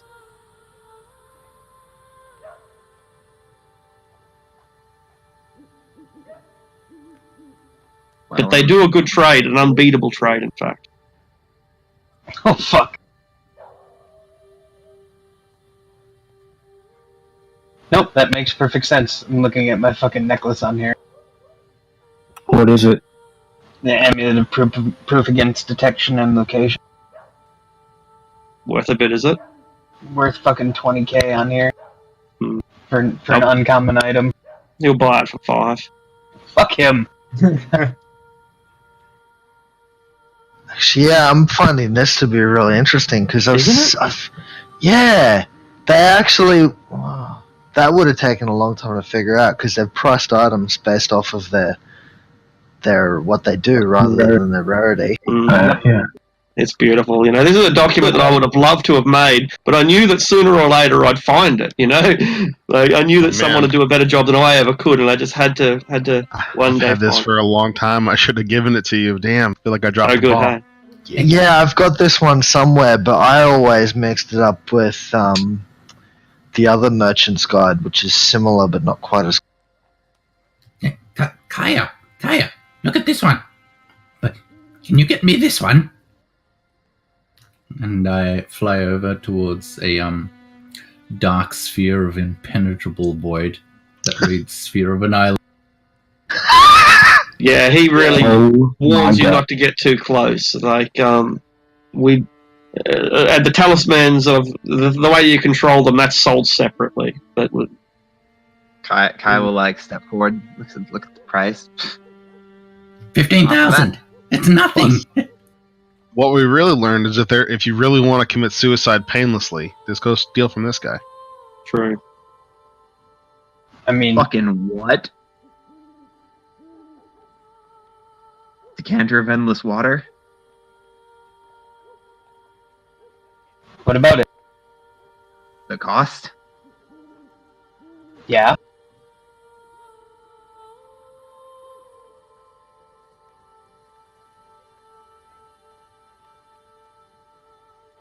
Yeah, I mean, a clean water source, a portable clean water source. Yeah, that's important. It is a good item. It is not that much fucking better than like a cloak of invisibility, for instance.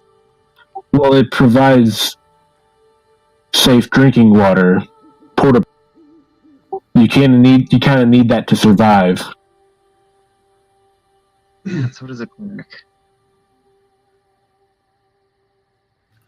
Ooh, get me this one. A necklace of fireball. Wait, is that a typo? Is that only Have a one? neck. Yes, I do.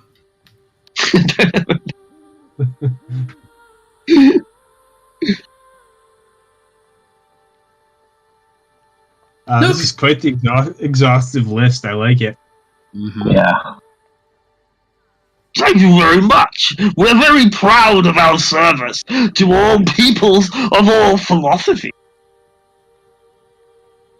Yeah, Vinek's going to see how much he's offering for a decanter of endless water and be, holy fuck. Didn't Perrin make that? Yeah, Vinek made one himself as well. How much is it worth? 135,000. 135,000. We just gave it to the Bedine. That's a fucking steal for them. I mean, honestly, to them, it would probably be worth that much. Let's be honest. Yeah. Alright. And especially, like, among the planes, like, always having water. Yeah. Okay, But if we I also were to have a druid that can just make it. That's true. Can snap his fingers. Yeah, but I can't make endless water like a. Hey, I might take a 5-minute break while you guys continue to peruse my web. You say? Quick Yeah, sure. question Go ahead. that I had for you really fast. Yeah. The information on Voltaire, I got the base information, but I need the stats on the arrows as well. The blessed arrows that I made, they're just blessed, like, through the ceremony spell. So they would be the same as holy water, but just in projectile form. Good against Rakshasas, but like not that much useful against anyone else, sort of thing. Killed by blessed water. Okay, I didn't understand. I thought they were something that had come with Voltaire. No worries. Anything else? Maybe they did something special. Yes. If I were going to trade, well, I got one question. Yep. How much would one of my weapons be for trade? Oh, right. Do you not have a market value for them? No. What are they? One is the longsword of slaughter, and the other I'm thinking of is Golem's Bane. They're probably both worth 8,000 gold each, which by a quarter of that is 2,000. So they're likely to offer you $2,000 for them. For each? For each, yeah, $2,000 each, yeah. So 4,000 total. Yep. Okay. Cool. I'll be back. Yep. Oh man, I wish I had $3,000. What are you looking at? Ioun Stone of Insights, 3,000 gold. Yeah, I'm looking at the iron stones too. They're all so cheap. Yeah, same. Except for mastery, that's kind of expensive. And greater absorption. Well, yeah. Didn't Arctic say the new characters have 10,000 gold? Yeah, They that's what I always already spent- spent. Huh? What's the 'Cause I was- mastery one? I wasn't privy to this list before I... No one was. Yeah. Yeah, this is the first we're seeing of it. 15,000. What was it? 10k. 15,000. Dude, the What, you fucking got holy... 15? Dante's got a shit ton. I remind you Buy me a guys holy that- adventure. Buy me. It's I remind you guys 155,000 gold. you have 6 books of spell books to trade. That is Oh, we should try sell them here. I have 15 gold, so... Like, we also have 4,000 in party gold. true. We also have, like, freaking a bunch of plain +1 weapons and shit like Yep. Yeah, I could get something because, like, if I bankrupted myself, I do have The decanter. over. I think I have almost like 20k worth of gold. Jesus. I have If like I fucking 12K bankrupted right now. myself. I mean, I would take the chance to buy here, guys, if you want to, because I think Yeah. this is extremely generous to have a magic shop this Yeah, absolutely. extensive. Wait, we need to fly, right? Because you know, Maybe not. I'm I mean, buying if we're going potions straight of to... Okay. How long do they last? an hour each. Okay. Well, if there's, like, floating rocks and stuff like that, we can land before... I don't Assuming know. gravity works the same way. Should I Also- summon my mount beforehand? I do also Yeah, before have we go, yeah. Vidic, I'll give you your Pui Fui back. Thank you. I'm not sure if it's common knowledge, Marinus, but summoning anything in here doesn't work. God damn it! Oh, yeah, and Sigil? Yeah. Alright, Otherwise, I'm it'd gonna be need a something potion like- then. Yeah, otherwise, like, the devils and demons would be summoning, like, Belurgas and Pit Fiends in here to take it over. They'd probably all die, too, because of the Lady of Pain, which would probably just, like, wipe them away. But that doesn't mean they'd stop trying, especially the freaking, like, demons. Hey, Vidic, an oath bow is only 3 grand. Nope. Oh, shit. 3.5. Oathbow's pretty cool. It's pretty fucking good. It does mean you have disadvantage on everything that's not your sworn target. Yeah, but then Yep. you just kill one thing real quick.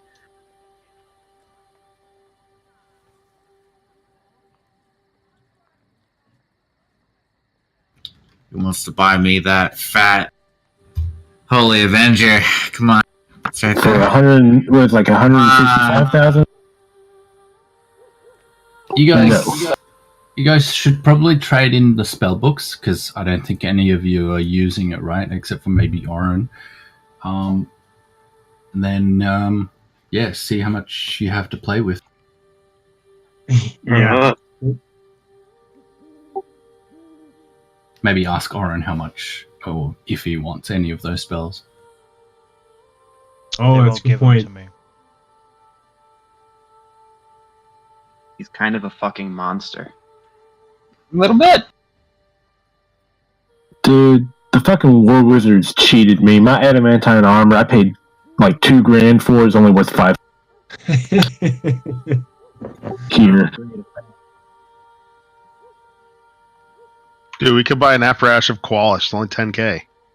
Have a fucking you. submarine.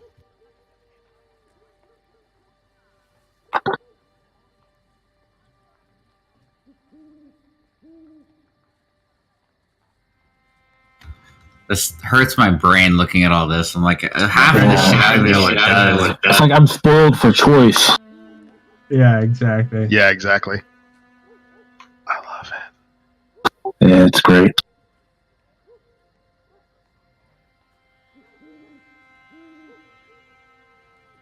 Dude, a Sunblade is only worth $12,000. almost worth it. If I had the money.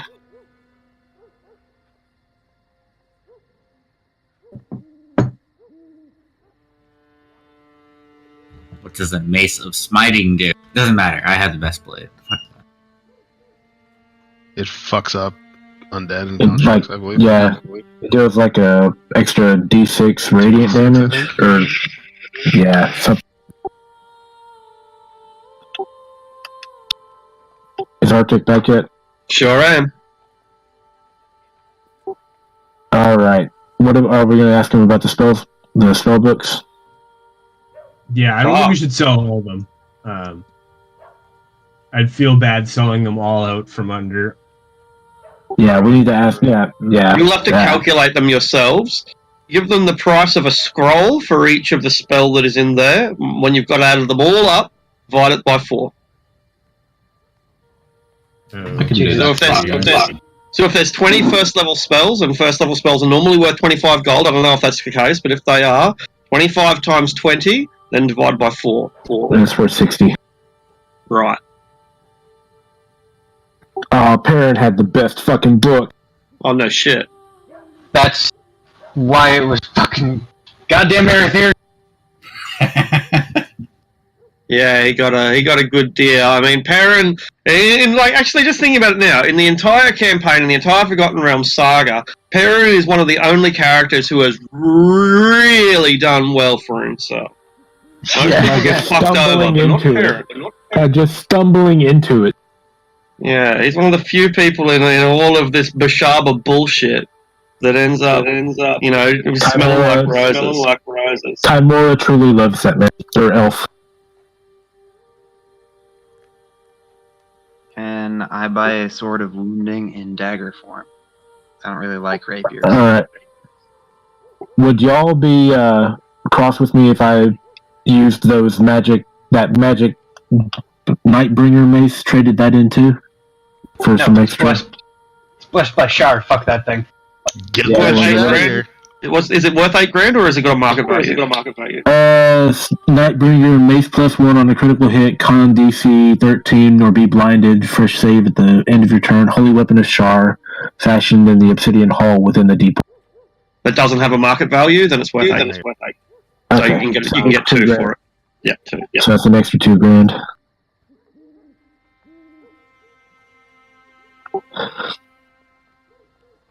Alright, I got 6 then.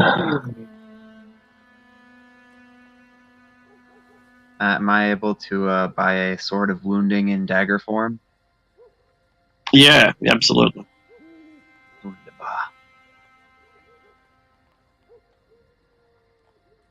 That sentinel shield, though.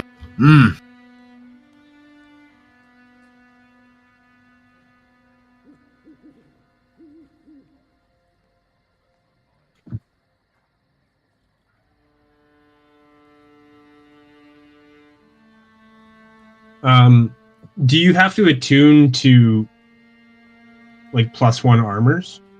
No, generally not. Like, it'll almost always say if it requires attunement. Do they have adamantine armor in my 500 gold. 500 gold. Yeah, but like, is it fitted? Like, does it take time to fit or whatever? What sort of plate? It costs the normal amount, like so. And then add on the normal amount for the armor, then add on the adamantine cost, which is. Yeah, humans are a pretty common species. They would have your. Have you seen the animated shield? Animated shield. What's it do? It floats. You just said it. Yeah, you just said it, and it protects you. It's like a +2, extra +2. Yeah, it lets you like have a 2-handed weapon and a shield. But Yeah. more or less. I mean, you can't use a shield and animated shield, so you won't be able to use like a +1, 2, or 3 shield. But an animated shield, it hovers and you can use 2 hands on a weapon, so you can basically use a shield with a greatsword. I could 2-hand my. I don't know if that's really worth it. A little bit of extra damage for. So I got a cool little sword. Well, never know. 6,000. That might come in handy. What fortunate winds brought us together today? Says your host.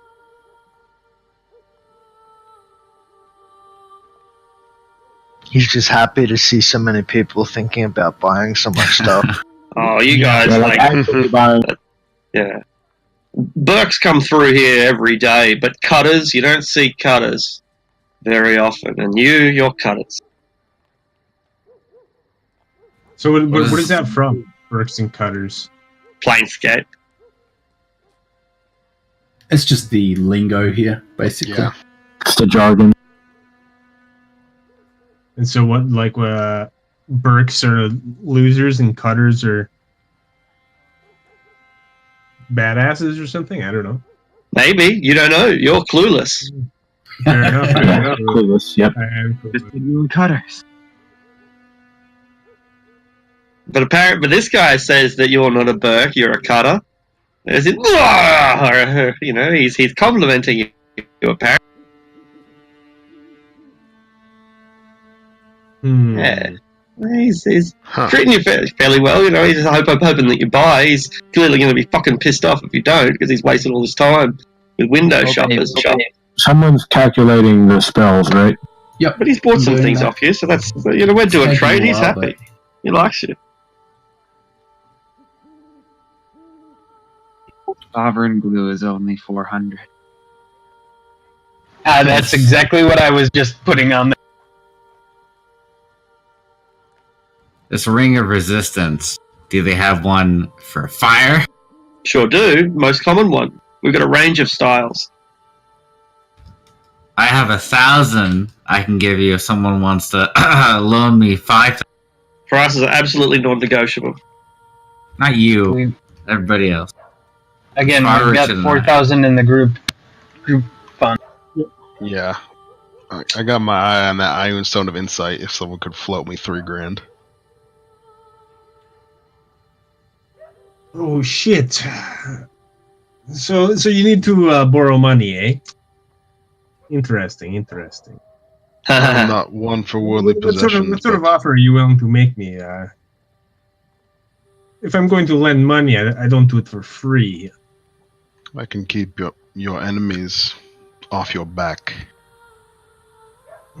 I think I can do that on my own. I was thinking something more monetary. We'll say a one-time 20% interest.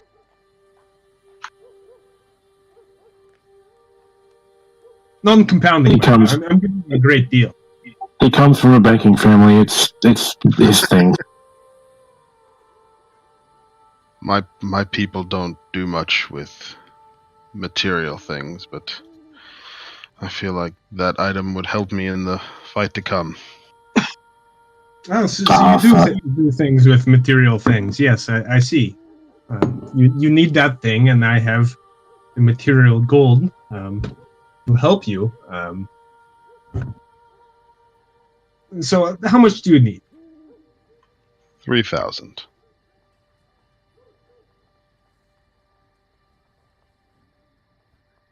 Tell you what, I'll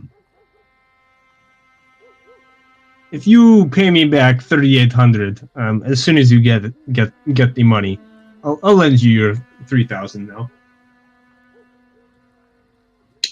Deal. Joke's on you. He's never gonna have that much money.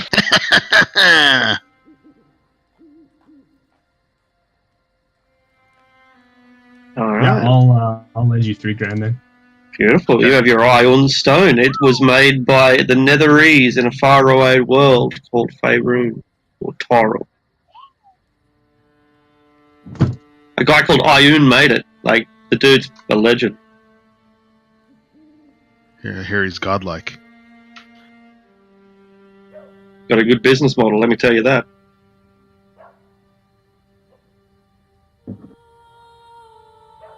And me? Are you going to charge me interest? Should I borrow from you? Marinus. Could I in good conscience It goes against my very being too. I'll tell you what. I'll give you a special deal. How's that? And what exactly do you want?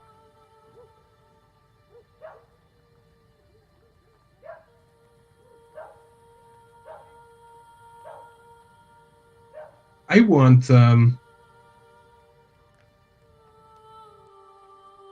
want once you're done with your whole Gloriana thing, if you ever go back to that, like a man, like the man you are and the man you should do after this,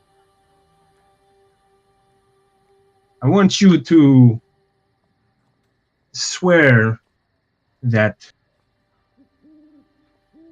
you will trade solely with my family for certain things, silks, Sembian wine, that sort of thing. Cormier wine is inferior anyway. So I'll lend you your $5,000 if you grant my family sole possession of certain trade routes in Gloriana. You wish for me to give you trade routes to Glory? Yeah, it's one $5,000 payment. Seems fair. I mean, Gloriana is barely anything now. It's investment on my part. It could pay off, or it could not. Kind of frowns, then looks at everybody else for a moment. Hey, trade is trade. Trade is trade. Trade's good for both sides. Yes, but I'm saying that ultimately, for a few select items, we have a monopoly. No trading from outside. Everything runs through us. I'm trusting you because you are a brother to me. Do not let Gloriana die. You have a deal. Yeah, I have a huge grin on my face as I hand over the $5,000. All right, give me that fat fire resist. We ain't dying in hell. Here you go, my lord. Would you like your movie set in platinum, silver, gold, bronze? Silver? Wonderful.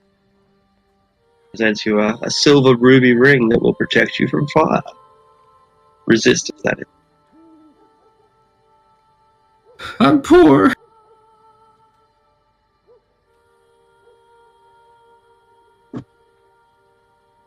Now he's happy.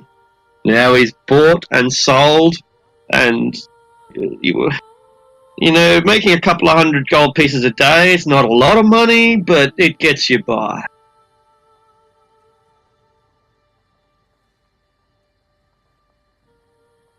Well, he's had a good day then. Well, that's right. He can afford to eat astral whale tonight. What? A whole astral whale. Fun. All right, are we done? Are we waiting to see how much the book value comes in? We are, aren't we? I've got 3 of them there. I'm still working through the other 3. So, yeah. I mean, continue on if you like, and I'll have them done. We save at least a couple of them for Aron if he's on good behavior. You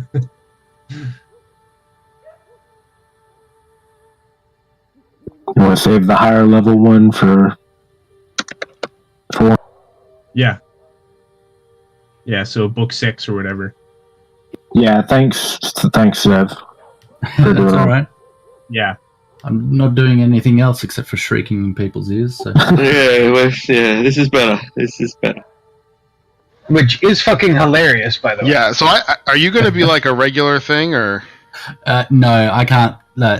I just wanted to join to sort of say goodbye with Arathea. That's awesome. But you're basically Mort. Yeah, if Arctic wants to take over, I did not. Harness. That's his goddamn deep gnome that we murdered in the water deep. Fucking Oh. Zalek. What was it? The one that your drow killed? Yep. As soon as he did the laugh, I'm like, oh fucking Zalek. Can I buy The two answer is yes. things of sovereign glue? Absolutely. Would you like universal solvent? So I recommend it. If you're going to get sovereign glue, you should get the solvent as well. How much? Yeah. And I'll get 2 solvents. See, I'm looking after you, sir. Very good. I thank you for that advice. I didn't think of that. Thank you. You. What's your name again? Skitzoop. Thank you, Skitzaboop. Thank you.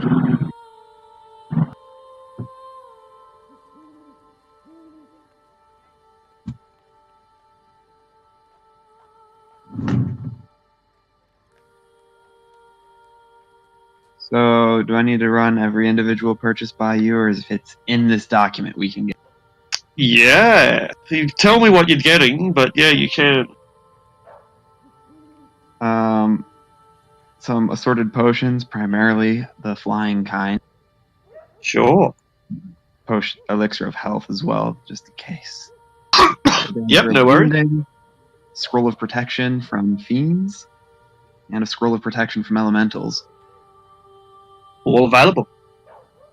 And then some sovereign glue and universal solvent as well, because when you get the keys, you pick sovereign glue up. There's gonna be some shenanigans right there. Sovereign glue is the fucking best. There's a very good chance there's going to be some fucking shenanigans. Yeah, Everyone should pick up a universal solvent just for their own sake. Sovereign glue never sticks around, and universal solvent just slides right out the door. You get it while it lasts. Oh my god. Oh man, if I'd brought fucking Mar, she had like so much money worth of stuff actually. Fucking fortress is pretty penny. Mm-hmm. Oh, you had a Dern's Fortress? Yeah, crystal balls aren't cheap either. But if Kaya dies, which she won't, Mara may show up yet. Alright, I'm gonna shell out for an Ion Stone of Strength. Iron stones selling like hotcakes. Brilliant mine. You want, but because of the fact that they're all made like way rarer than they should be, you never see them. Alright. I think there's so many things in here that I don't know what they are. Yeah. The deck is going to pick up a couple potions, same as Kaya. Mainly, like the potions of flying is going to be an important thing. If you're carrying more than one potion, it's worth like don't have to tell me now, but it's worth having an idea of where it is because yeah, you're going to fall on them. They are going to get caught in fireballs. They're more likely to die now that we're at higher levels. The deck has its belt of many pouches. You're fine. So yeah, so it's good to know. That's just you don't have to tell me for now, but that's those sort of things are good to know for you. Yep. Cool. So you're getting your potions. What else? Sorry. And then he is buying an oil of etherealness. Beautiful. Yeah, also buying a sovereign glue and a man, universal solvent. No, he makes the pun again. It does it. He's gonna buy a set of Nalzer's marvelous pigments. Fantastic. What do those do? I was just trying to look those up. I got no idea. They're basically fucking. You ever see Wile E. Coyote or Roadrunner paint some shit on a wall? That's what that shit does. What's the famous book? where the guy paints himself. Picture of Dorian Gray? Yeah, that's it. Yeah, Dorian Gray. Yeah. Yeah, unrelated. So, yeah, they're fucking 200 gold. Oh shit. Yeah, I shouldn't have told you. definitely. Dude, I think it has like 1,000 uses or something like that to it. I'm also gonna buy a full set of +1 bolts for my hand cross. Absolutely. We already had a bunch in the treasury. Well, I don't have access to your treasury. We just met up. Well, while we're taking stuff out and exchanging stuff around, you would probably see those. I'm buying 4 potions of superior healing. Beautiful, beautiful. They are non-denominational potions! Potions not dedicated to any one god. Who would have thought that such things even existed in all the plane? Even better. Hey, Mara makes those. I'm gonna get a +1 armor. You think yours are potions are non-denominational, but they're dedicated to someone whether you like it or not. And then I'm also buying some boots of Elvenkind. Beautiful. The elves will never know that you've got them. What was that? Sorry, Dante? Oh, I was just saying I'm gonna buy a +1 armor. Beautiful. The Vargul, our friendly little disembodied head, will know that as these guys are buying their bolts and their armors, their sort of utility, their +1 basic stuff, they're getting ripped off. Ha ha ha! It's so hilarious. They're getting ripped off because they can get this stuff cheaper if they went to the Doom Guard. Or is it the Mercy Killers? Who can tell the difference? They're the same fucking faction as far as I'm concerned. It doesn't matter. If they only went there, they'd save so much money. Ha ha ha! I have a coupon they could use, but they don't know. Oh, it's just so much fun to watch them waste their hard-earned gold. And I'm also buying 2 haversacks. Always good selling. Don't put them inside each other. Oh, what? I shouldn't do that? Wow, thank you. Comes a little instruction, a little scroll. Do not. Warning. Do not. Dry clean. Do not. One of those. Saying, I guess, Kaya's had like fucking 3 big ass bags over her shoulder most of the time. She also carries a giant pickaxe made of fucking mithril.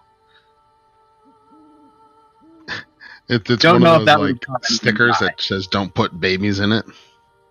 Yeah, that's exactly right. That's actually not it's got multiple specifically, but multiple languages, including hieroglyphics for people who are illiterate. Yeah, it's got the arcanes. They look after you. They're merchants. They're just so good at what they do, and between their undercut prices, their wide range, and their personalized service to specialized customers, they just cut every other magical item dealer out of existence. But why haven't they infiltrated Faerun? Well, anyway. I'm buying a fire's resistance potion.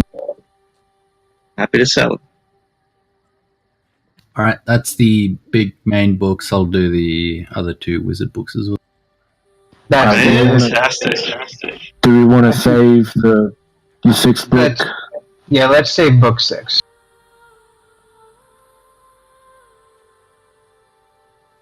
Yeah, that was the. That's the higher one. So are we selling the other ones? Is this the value after you've done the quarter, or After, or- Yeah. Yeah, I assume it must be. Okay, cool. That's how much you get for them if that's what you're selling. Yeah, should we just throw that in the community pot, I guess? Or no, you know what? We should maybe just divide it 8 ways. What do you figure? That works for me. I think dividing it 8 ways is the best plan. Fucking good deal for the Giths are all. My goodness. Yeah, and the Gith who did nothing. Hello. All right. I mean- so we're dividing it by 8. Dividing it by 8. I was going to say, to be honest, Felix, Oren, Kaya and the Gissarai did nothing, but I mean, from a party standpoint, let's just Did do it. nothing. We fought with you in Westgate. For these books. Neither did I Vidic. don't care. Neither did Brotor. Oh yeah, I think we need to get oh, into it. Brotor wasn't part of their. No, that was the Ravenloft party. If you're gonna it's go all- like that, it's Dante Marinus and and Dante. Marinus. Yeah. Oh, Don't mind. Give it to me. yeah, I wasn't. I wasn't there. Like I said, I wasn't there. No, not not to criticize or anything, but but that's just the factors, yeah. So yeah, do you split it 8 ways? Do you split it 2 ways? Do you split it? I don't know. Give me my Holy Avenger. Does this concept of Volgul get a share? If we're splitting it 8 ways, 1,535.75 each. So yeah, it's up to you guys. Yeah, that's not very much, Split is it. it? I mean, really, Split that shit.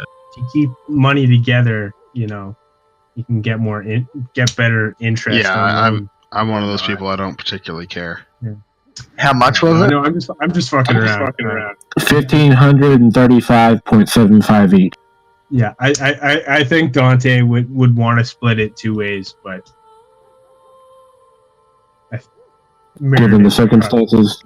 I imagine you probably guilt me into it. Yeah, I mean, Marinus doesn't. I mean, in this situation, we all need the money, and I think it's safer splitting it between all, rather than keeping it in one place and then one of us fucking gets offed and rip money. Yeah, but more importantly, do you split it between you and Dante, or do you split it between everyone? Since the books are yours and Dante's, not anyone else's, really. Like how do you, Marinus? How do you decide? Because Dante will, ultimately side with himself. Surprise, surprise. So what do you? So the decision really lies in your hands. The Githzerai is not going to attack you for not giving him your share, and Vidic doesn't claim any any ownership of it. So it's up to you to decide whether it goes 8 ways or 2. They're coming with us. They're helping us. Consider this our. Why don't I get a share? Well, it seems to me I'm already sponsoring the team anyways, so perhaps I should just hold on to it all. Fair point. If you feel comfortable holding all of it, then very well. Oh, fuck, I forgot the other books. Shit. Okay, hold on. Yep. This will change. It still remains in your hands, Cam, as a player. So how are we going to split this? Because Dante, again, he'll take it all if you want to give it to him all. So as a player, are we looking to spend more of it right now? Like, do we need... Or are we just going to hoard it all and fucking lose it? Regardless, you can cut Kaya out of having any of this. She doesn't take charity, so she's not going to be... Yeah, and I don't want any of it. Okay, so cut it 6 ways. So as a player, I want the other guys to be able to buy shit if we need to buy more shit, because I think this is probably one of our last stops. Shit goes south. Before shit gets weird, for sure. Yeah, I would rather spend it now. Money out. That's why I've been lending like a fuckload of money out, right? Like I want people to be able to buy shit if they can. Yeah, like I have my attunement slots are full. Yeah, in that case, let's figure out like anything else. If anyone wants to buy anything, let's put it towards it, I suppose. Oh, I got it. And then otherwise, just keep it as quote unquote Marinus and Dante's money, and just have them keep it in their bag of holding. Yeah, actually, I do have something specific. I would like. I think a little bit short. Might have to borrow from Dante. I would really enjoy some gloves of thievery. Oh, fuck you. How much? How much are they? So, has anyone else considered that since we're going to the fucking elemental plane of air, rings of feather falling or anything of the sort might be useful?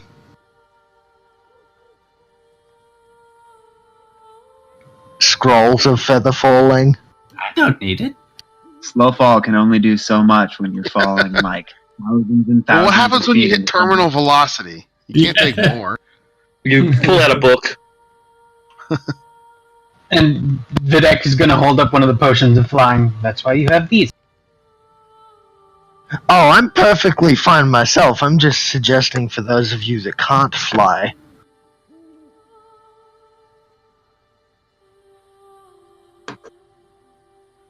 All right. Seems So you everyone's fall for all eternity. taking care of What's the themselves. difference between a scroll and a potion of something? Potions don't require you have to concentration. roll. Okay. And you have to, don't you have to roll to cast it if you don't if it's a spell scroll? Scrolls can only be read by specific people, but potions Okay. for everyone. Yeah, potions So, are like, far stronger. for me, Potion of haste. Absolutely. If it's not there, then there'll be a third level potion. There should be a list of them. Called a potion of speed. Potion of speed. yeah, but it's not, it doesn't give you the additional hasted action. Yeah, it does. It does? Let's take a look. Oh. Oh, I'm looking right at it. Cool. Oh. That just gives you effective haste. Oh, I'm thinking Alright, of so the official ruling, we're going to give all the money to Dante, effectively. And, he'll basically distribute it as he sees fit, being the bank of the party. Works for me. Everyone's happy with that? Cool? Yeah. Done. Alright, The so... Gizzerai could use a couple potions of speed. That's really the only thing I could possibly see any use from.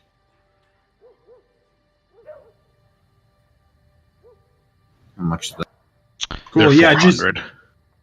just minus that off the 16,210 total, whatever people want to buy, and then I can record that for everyone. So in that case, maybe like if you're going to make any final purchases that haven't already been accounted for, that are going to come out of this fund, then just type them here in the chat, and then Steve or whoever's taking care of the treasury can then be adjusted. Do we have one person to look after it? Yeah, I can do it. Yeah, cool. So. I chuck the prices as well as what you you don't even have to write what you're actually taking. Just the prices is more important. Yeah.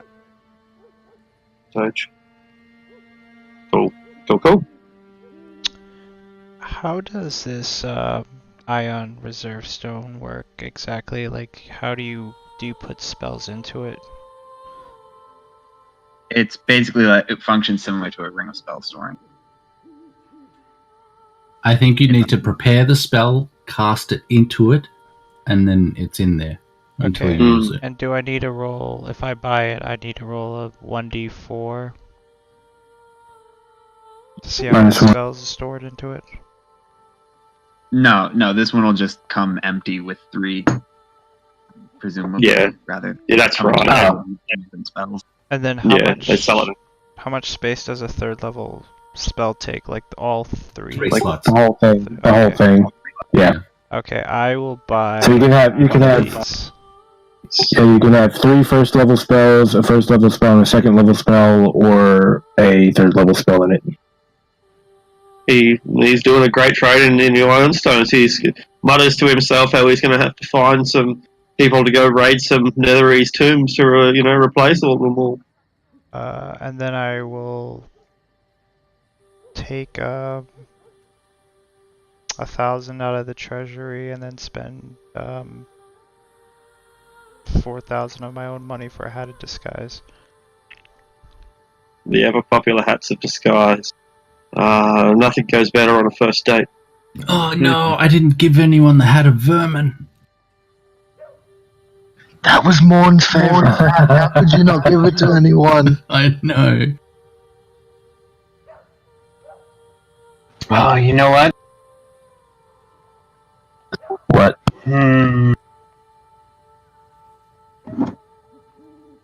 Hey, Arctic. Yeah. I just want a clarifying question. So when I initially made the character, I made like a +1 psychic damage fists. I'm assuming that would require attunement. Do similar weapons require attunement according to the DMG? like a flame tongue would require attunement. But what about a flaming +1 weapon? Because that would be in the DMG, isn't it? That I don't know. I have the idea if it's a flame tongue. Do they not have like sort of flaming weapons or anything like No, not really. They only have the flame tongue is the flaming weapon, I think. Then in that case, yeah. See that? Okay, that's what I thought. Yeah. If that's the closest comparison, then that surprises me. It is. Yeah. Yeah, the closest thing to something like that would be, well, like the Sunblade. Or the That's the only. And does a Sunblade require attunement? No. Yeah. No, it doesn't. Doesn't? And what's the Sunblade do? It's a longsword with the finesse property that transfers all damage into radiant. Oh yes, but it doesn't do an extra D8 damage, does it? The Sunblade does require attunement. And it does require attunement. It does an extra D8 damage. Well, it does an extra D8 damage to undead. To undead, and it still requires attunement, even though it's not even as good as this. Well, it does. Yeah, it turns the base damage into radiant. Yeah, it becomes and that's finesse, cool. And then that's it does cool extra damage against. And it's a +2. And that's also cool, but it's not as cool as hurting them psychically twice as much. Every time you hit. That's it. Plus, being a monk, I have 3 attacks baseline. Precisely, you're gonna do 68 damage a round. That's fucking massive. Yeah, so it would require attunement without a doubt. Well, under that analysis. So I'm hearing that Arctic should be throwing CR17 shit at you, is what I'm hearing. And I can stun it like a motherfucker. CR17 isn't near enough. Not near enough. Probably didn't say just one. Well, I threw a drunken dwarf. You took care of him all right. So we'll see how you go with the next chap. Yeah. Kicked him right in the fucking kneecap. Listen, and then hold the dead. I want you to know, Arctic, that he's not dead. He's just going to be a flying head soon. He's not dead. He is definitely not. That, or if you find someone to remove the curse on him.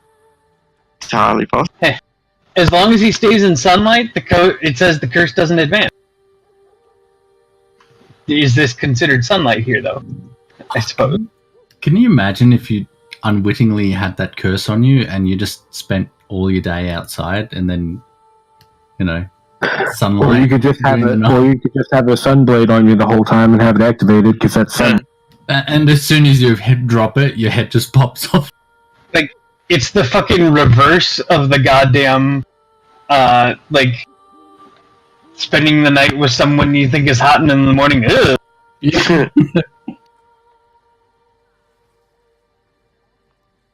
Alright. Are you all ready? Yeah, I think so. Thank you.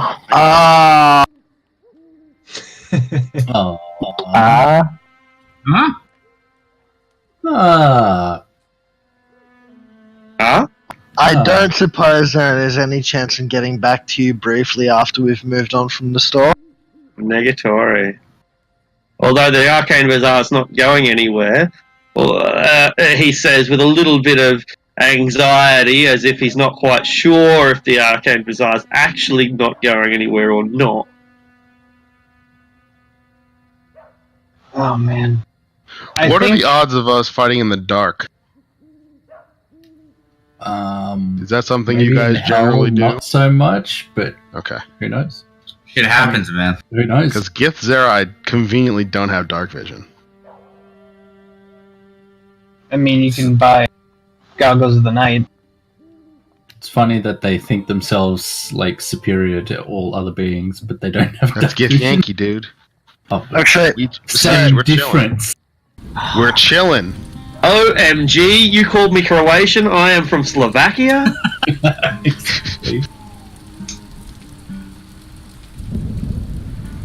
I'm gonna grab a ring of X-ray vision and a ring of feather fall.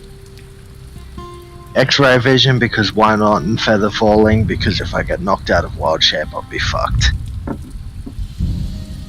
How much is that? 6,000 and 2,000, so that's all of my gold gone. Oh, okay. Well, if you ever need to come to the Bank of Dante, let me know. I am really tempted to buy a broom of flying. That's a quick check we gotta do real quick. Everybody, does everybody have a way to fly? We need that. No, I do not. Oh, I could ride on. No, I don't. I bought a potion of flying. Yeah. Well, Alfonso can carry one person, and I can fly by myself. Can I ride on Alfonso? What are you asking me? You gotta ask him. Alfonso, can I ride on you? Get to the planet element. Alfonso smells you, and like you smell. There's a genetic memory in there that he likes. Dwarves and he's a griffin, right, Alfonso? Yeah. Yeah, dwarves and griffins have gotten along surprisingly well for a surprisingly long period of time. And so yeah, he's They have a similar disposition. They do actually. I hadn't noticed that, but they both are stern. They were forward thinking. They like to do things a certain way, and it happens to be the same way. They both like eating elves. At time to time, you'd like not by choice, but wouldn't turn it up if I was hungry. What about you? I'm going to buy one last. No worries. Quiver of Alona. Ooh, nice. Vargoyle, you are pissing yourself right now. He's just hilarious. These guys. The first shop that they come to, they just dump their shit. They're not even shopping for a good price.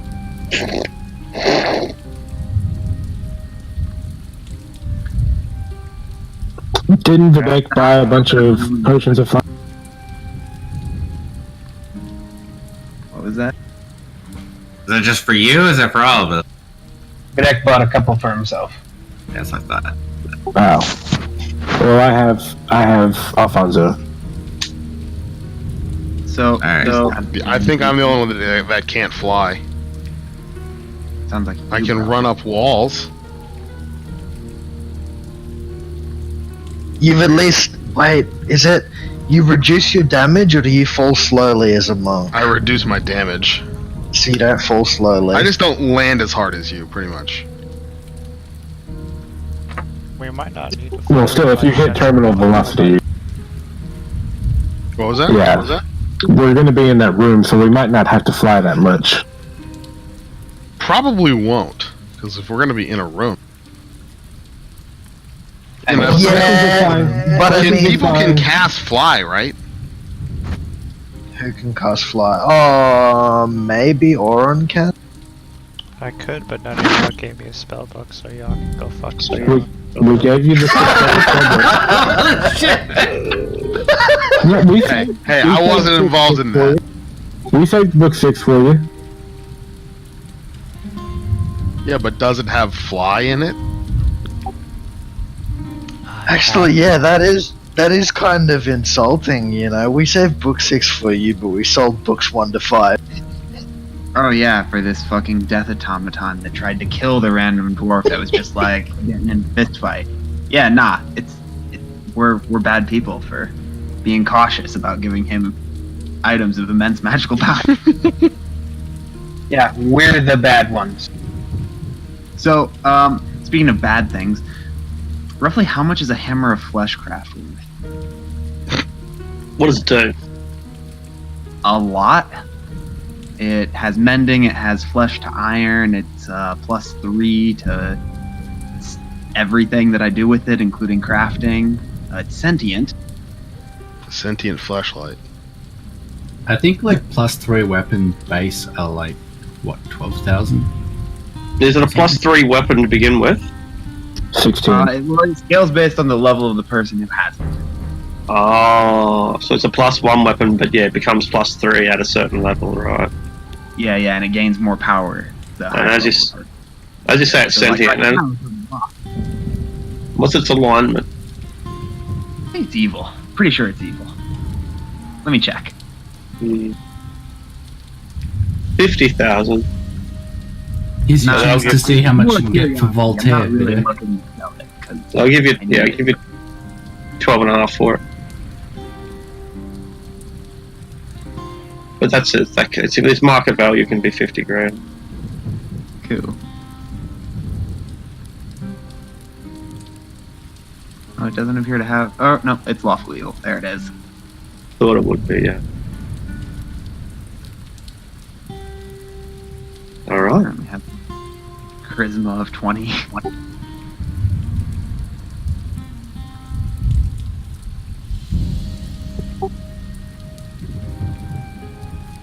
Are we done? Yeah. I believe so. All right. And so you follow your faithful tout, your reliable local, your man in the lower plains. And he leads you into, what is it, the ladies' ward, is that right? Yeah. You want to go? Cool. Shortly before we arrive at the florist, called, I think, Flowers from Celestia, but shortly after we arrive in the ladies' ward proper, in between, you spot another flyer with that magnificent perception that you have. Felix, another flyer. Flyers everywhere. Everyone trying to advertise something, trying to sell something, trying to alert you of something. Well, this one is calling for assistance. It's more like a provision of the lady, and it says more or less says this: if you wish to help the Lady of Pain keep the peace in this city, and if you wish to help purge hidden temples, then the Lady of Pain is offering 100 platinum pieces of the universal weight in exchange for information that leads to the discovery of secret temples that are masquerading as business.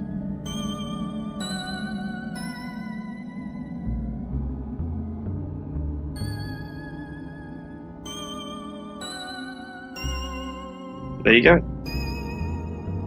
Yeah. Assuming that you don't care, then we make it to the forest. I'll point it out, probably to Marinus, he's a religious one. Like, oh, you better watch your back. But yeah, other than that, Felix doesn't really care. Luckily, I am not masquerading as anything.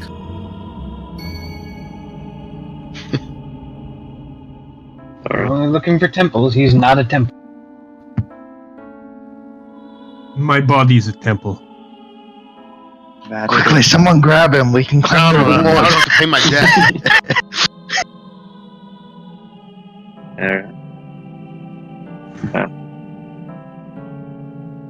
Kai will lightly fluff Dante's hair. She says, "It sure is." Don't touch my hair, thank you very much. Mage hand just nods. I spent all morning on this. I just got it fixed after that goddamn fucking dwarf. It's been a bad day. Just don't touch the hair. As we're walking, Videk's going to be transferring stuff over to the new quiver. Excellent. So there you are, at the front of a florist. The florist is called Bouquets from Celestia. They sell all sorts of roses and lilies and heliconias, any number of flowers, including many of the varieties that you've never seen in your life from the Outer Plains. It looks like a pretty nice establishment. It's 3 stories tall with the business on the bottom story. People are coming and going constantly. There's roughly 8 or 9 customers, about 3 or 4 staff, and the whole thing's glass. Like the front door is glass, the front panels are glass. Now you don't know what to do. Where do you say that window was?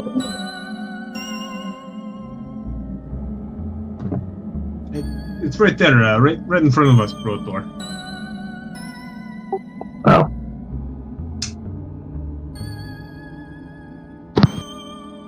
So Who has my? I hate to say it. Who has my feather? Kaya? You took it. I think we've got plenty of feathers, and Felix will start handing out the ones that he's plucked off the ground after Kaya punched Eagle Dante, but I believe Kaya has even more. Nah, I only plucked like 2 or 3 tail feathers from him, and then he got all mad and huffy. So I put a stop to that. I mean, if you're giving... You do realize you grabbed my ass. Those tail feathers, when I transform back, there's... Dante is a ridiculously handsome man, right? Yeah. Well, he thinks he is. Most girls do. Yeah, I think Kaya's only... Well, you can grab mine if that'll make you feel better. And you're a half-orc, right? No, she's a human. Looks like a half-orc. Oh! Holy shit, it's wrong.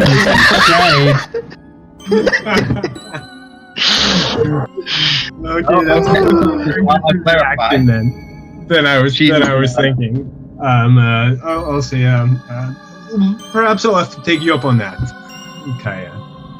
Yeah, no. She's 5'8", 140 pounds, blue skin, really long blonde hair. Not blue skin, blue eyes, light skin, really long blonde hair. Yeah, really fucking strong. 80 pounds with like guns the size of my fucking head. No, she has pretty average sized guns. She's a very pretty Dales girl. But she's strong for her size. Supernaturally strong.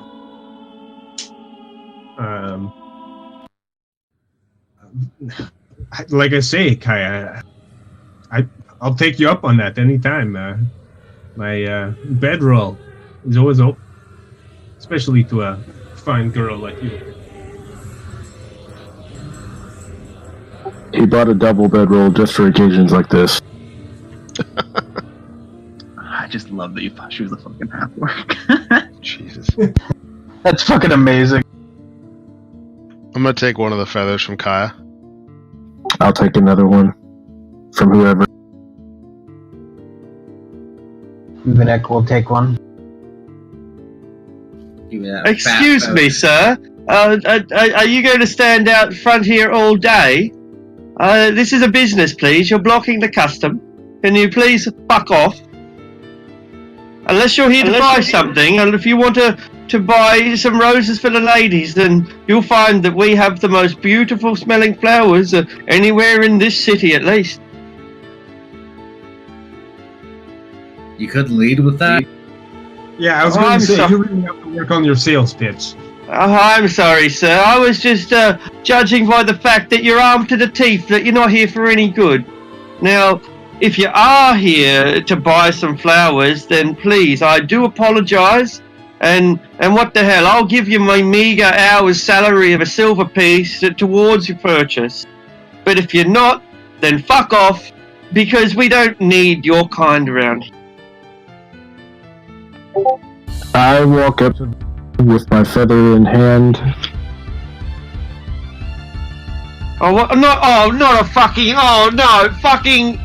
And so like you walk up to the window, you've got your feather in hand, what do you do?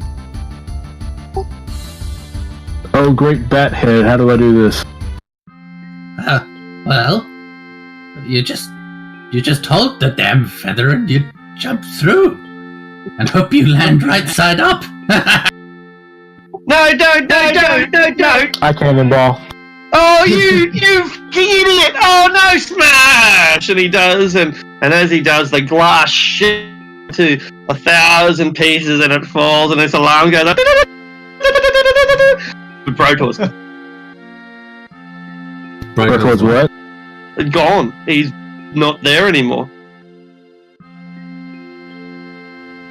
And look where he's disintegrated now, you idiots, and you owe me a window! Sir, could you please fix the window quickly so we can go next? It's 1,000 gold pieces you owe us! Davis, someone call it Davis! Someone! I go to Dante and I pluck one of the feathers out of his hand, assuming he's holding some of them, and I just What in your teeth? with it in my teeth, I just fly through the window. Zap! He's gone, presumably disintegrated. There's no evidence of that ash. It's just gone. Because we saw someone get disintegrated earlier.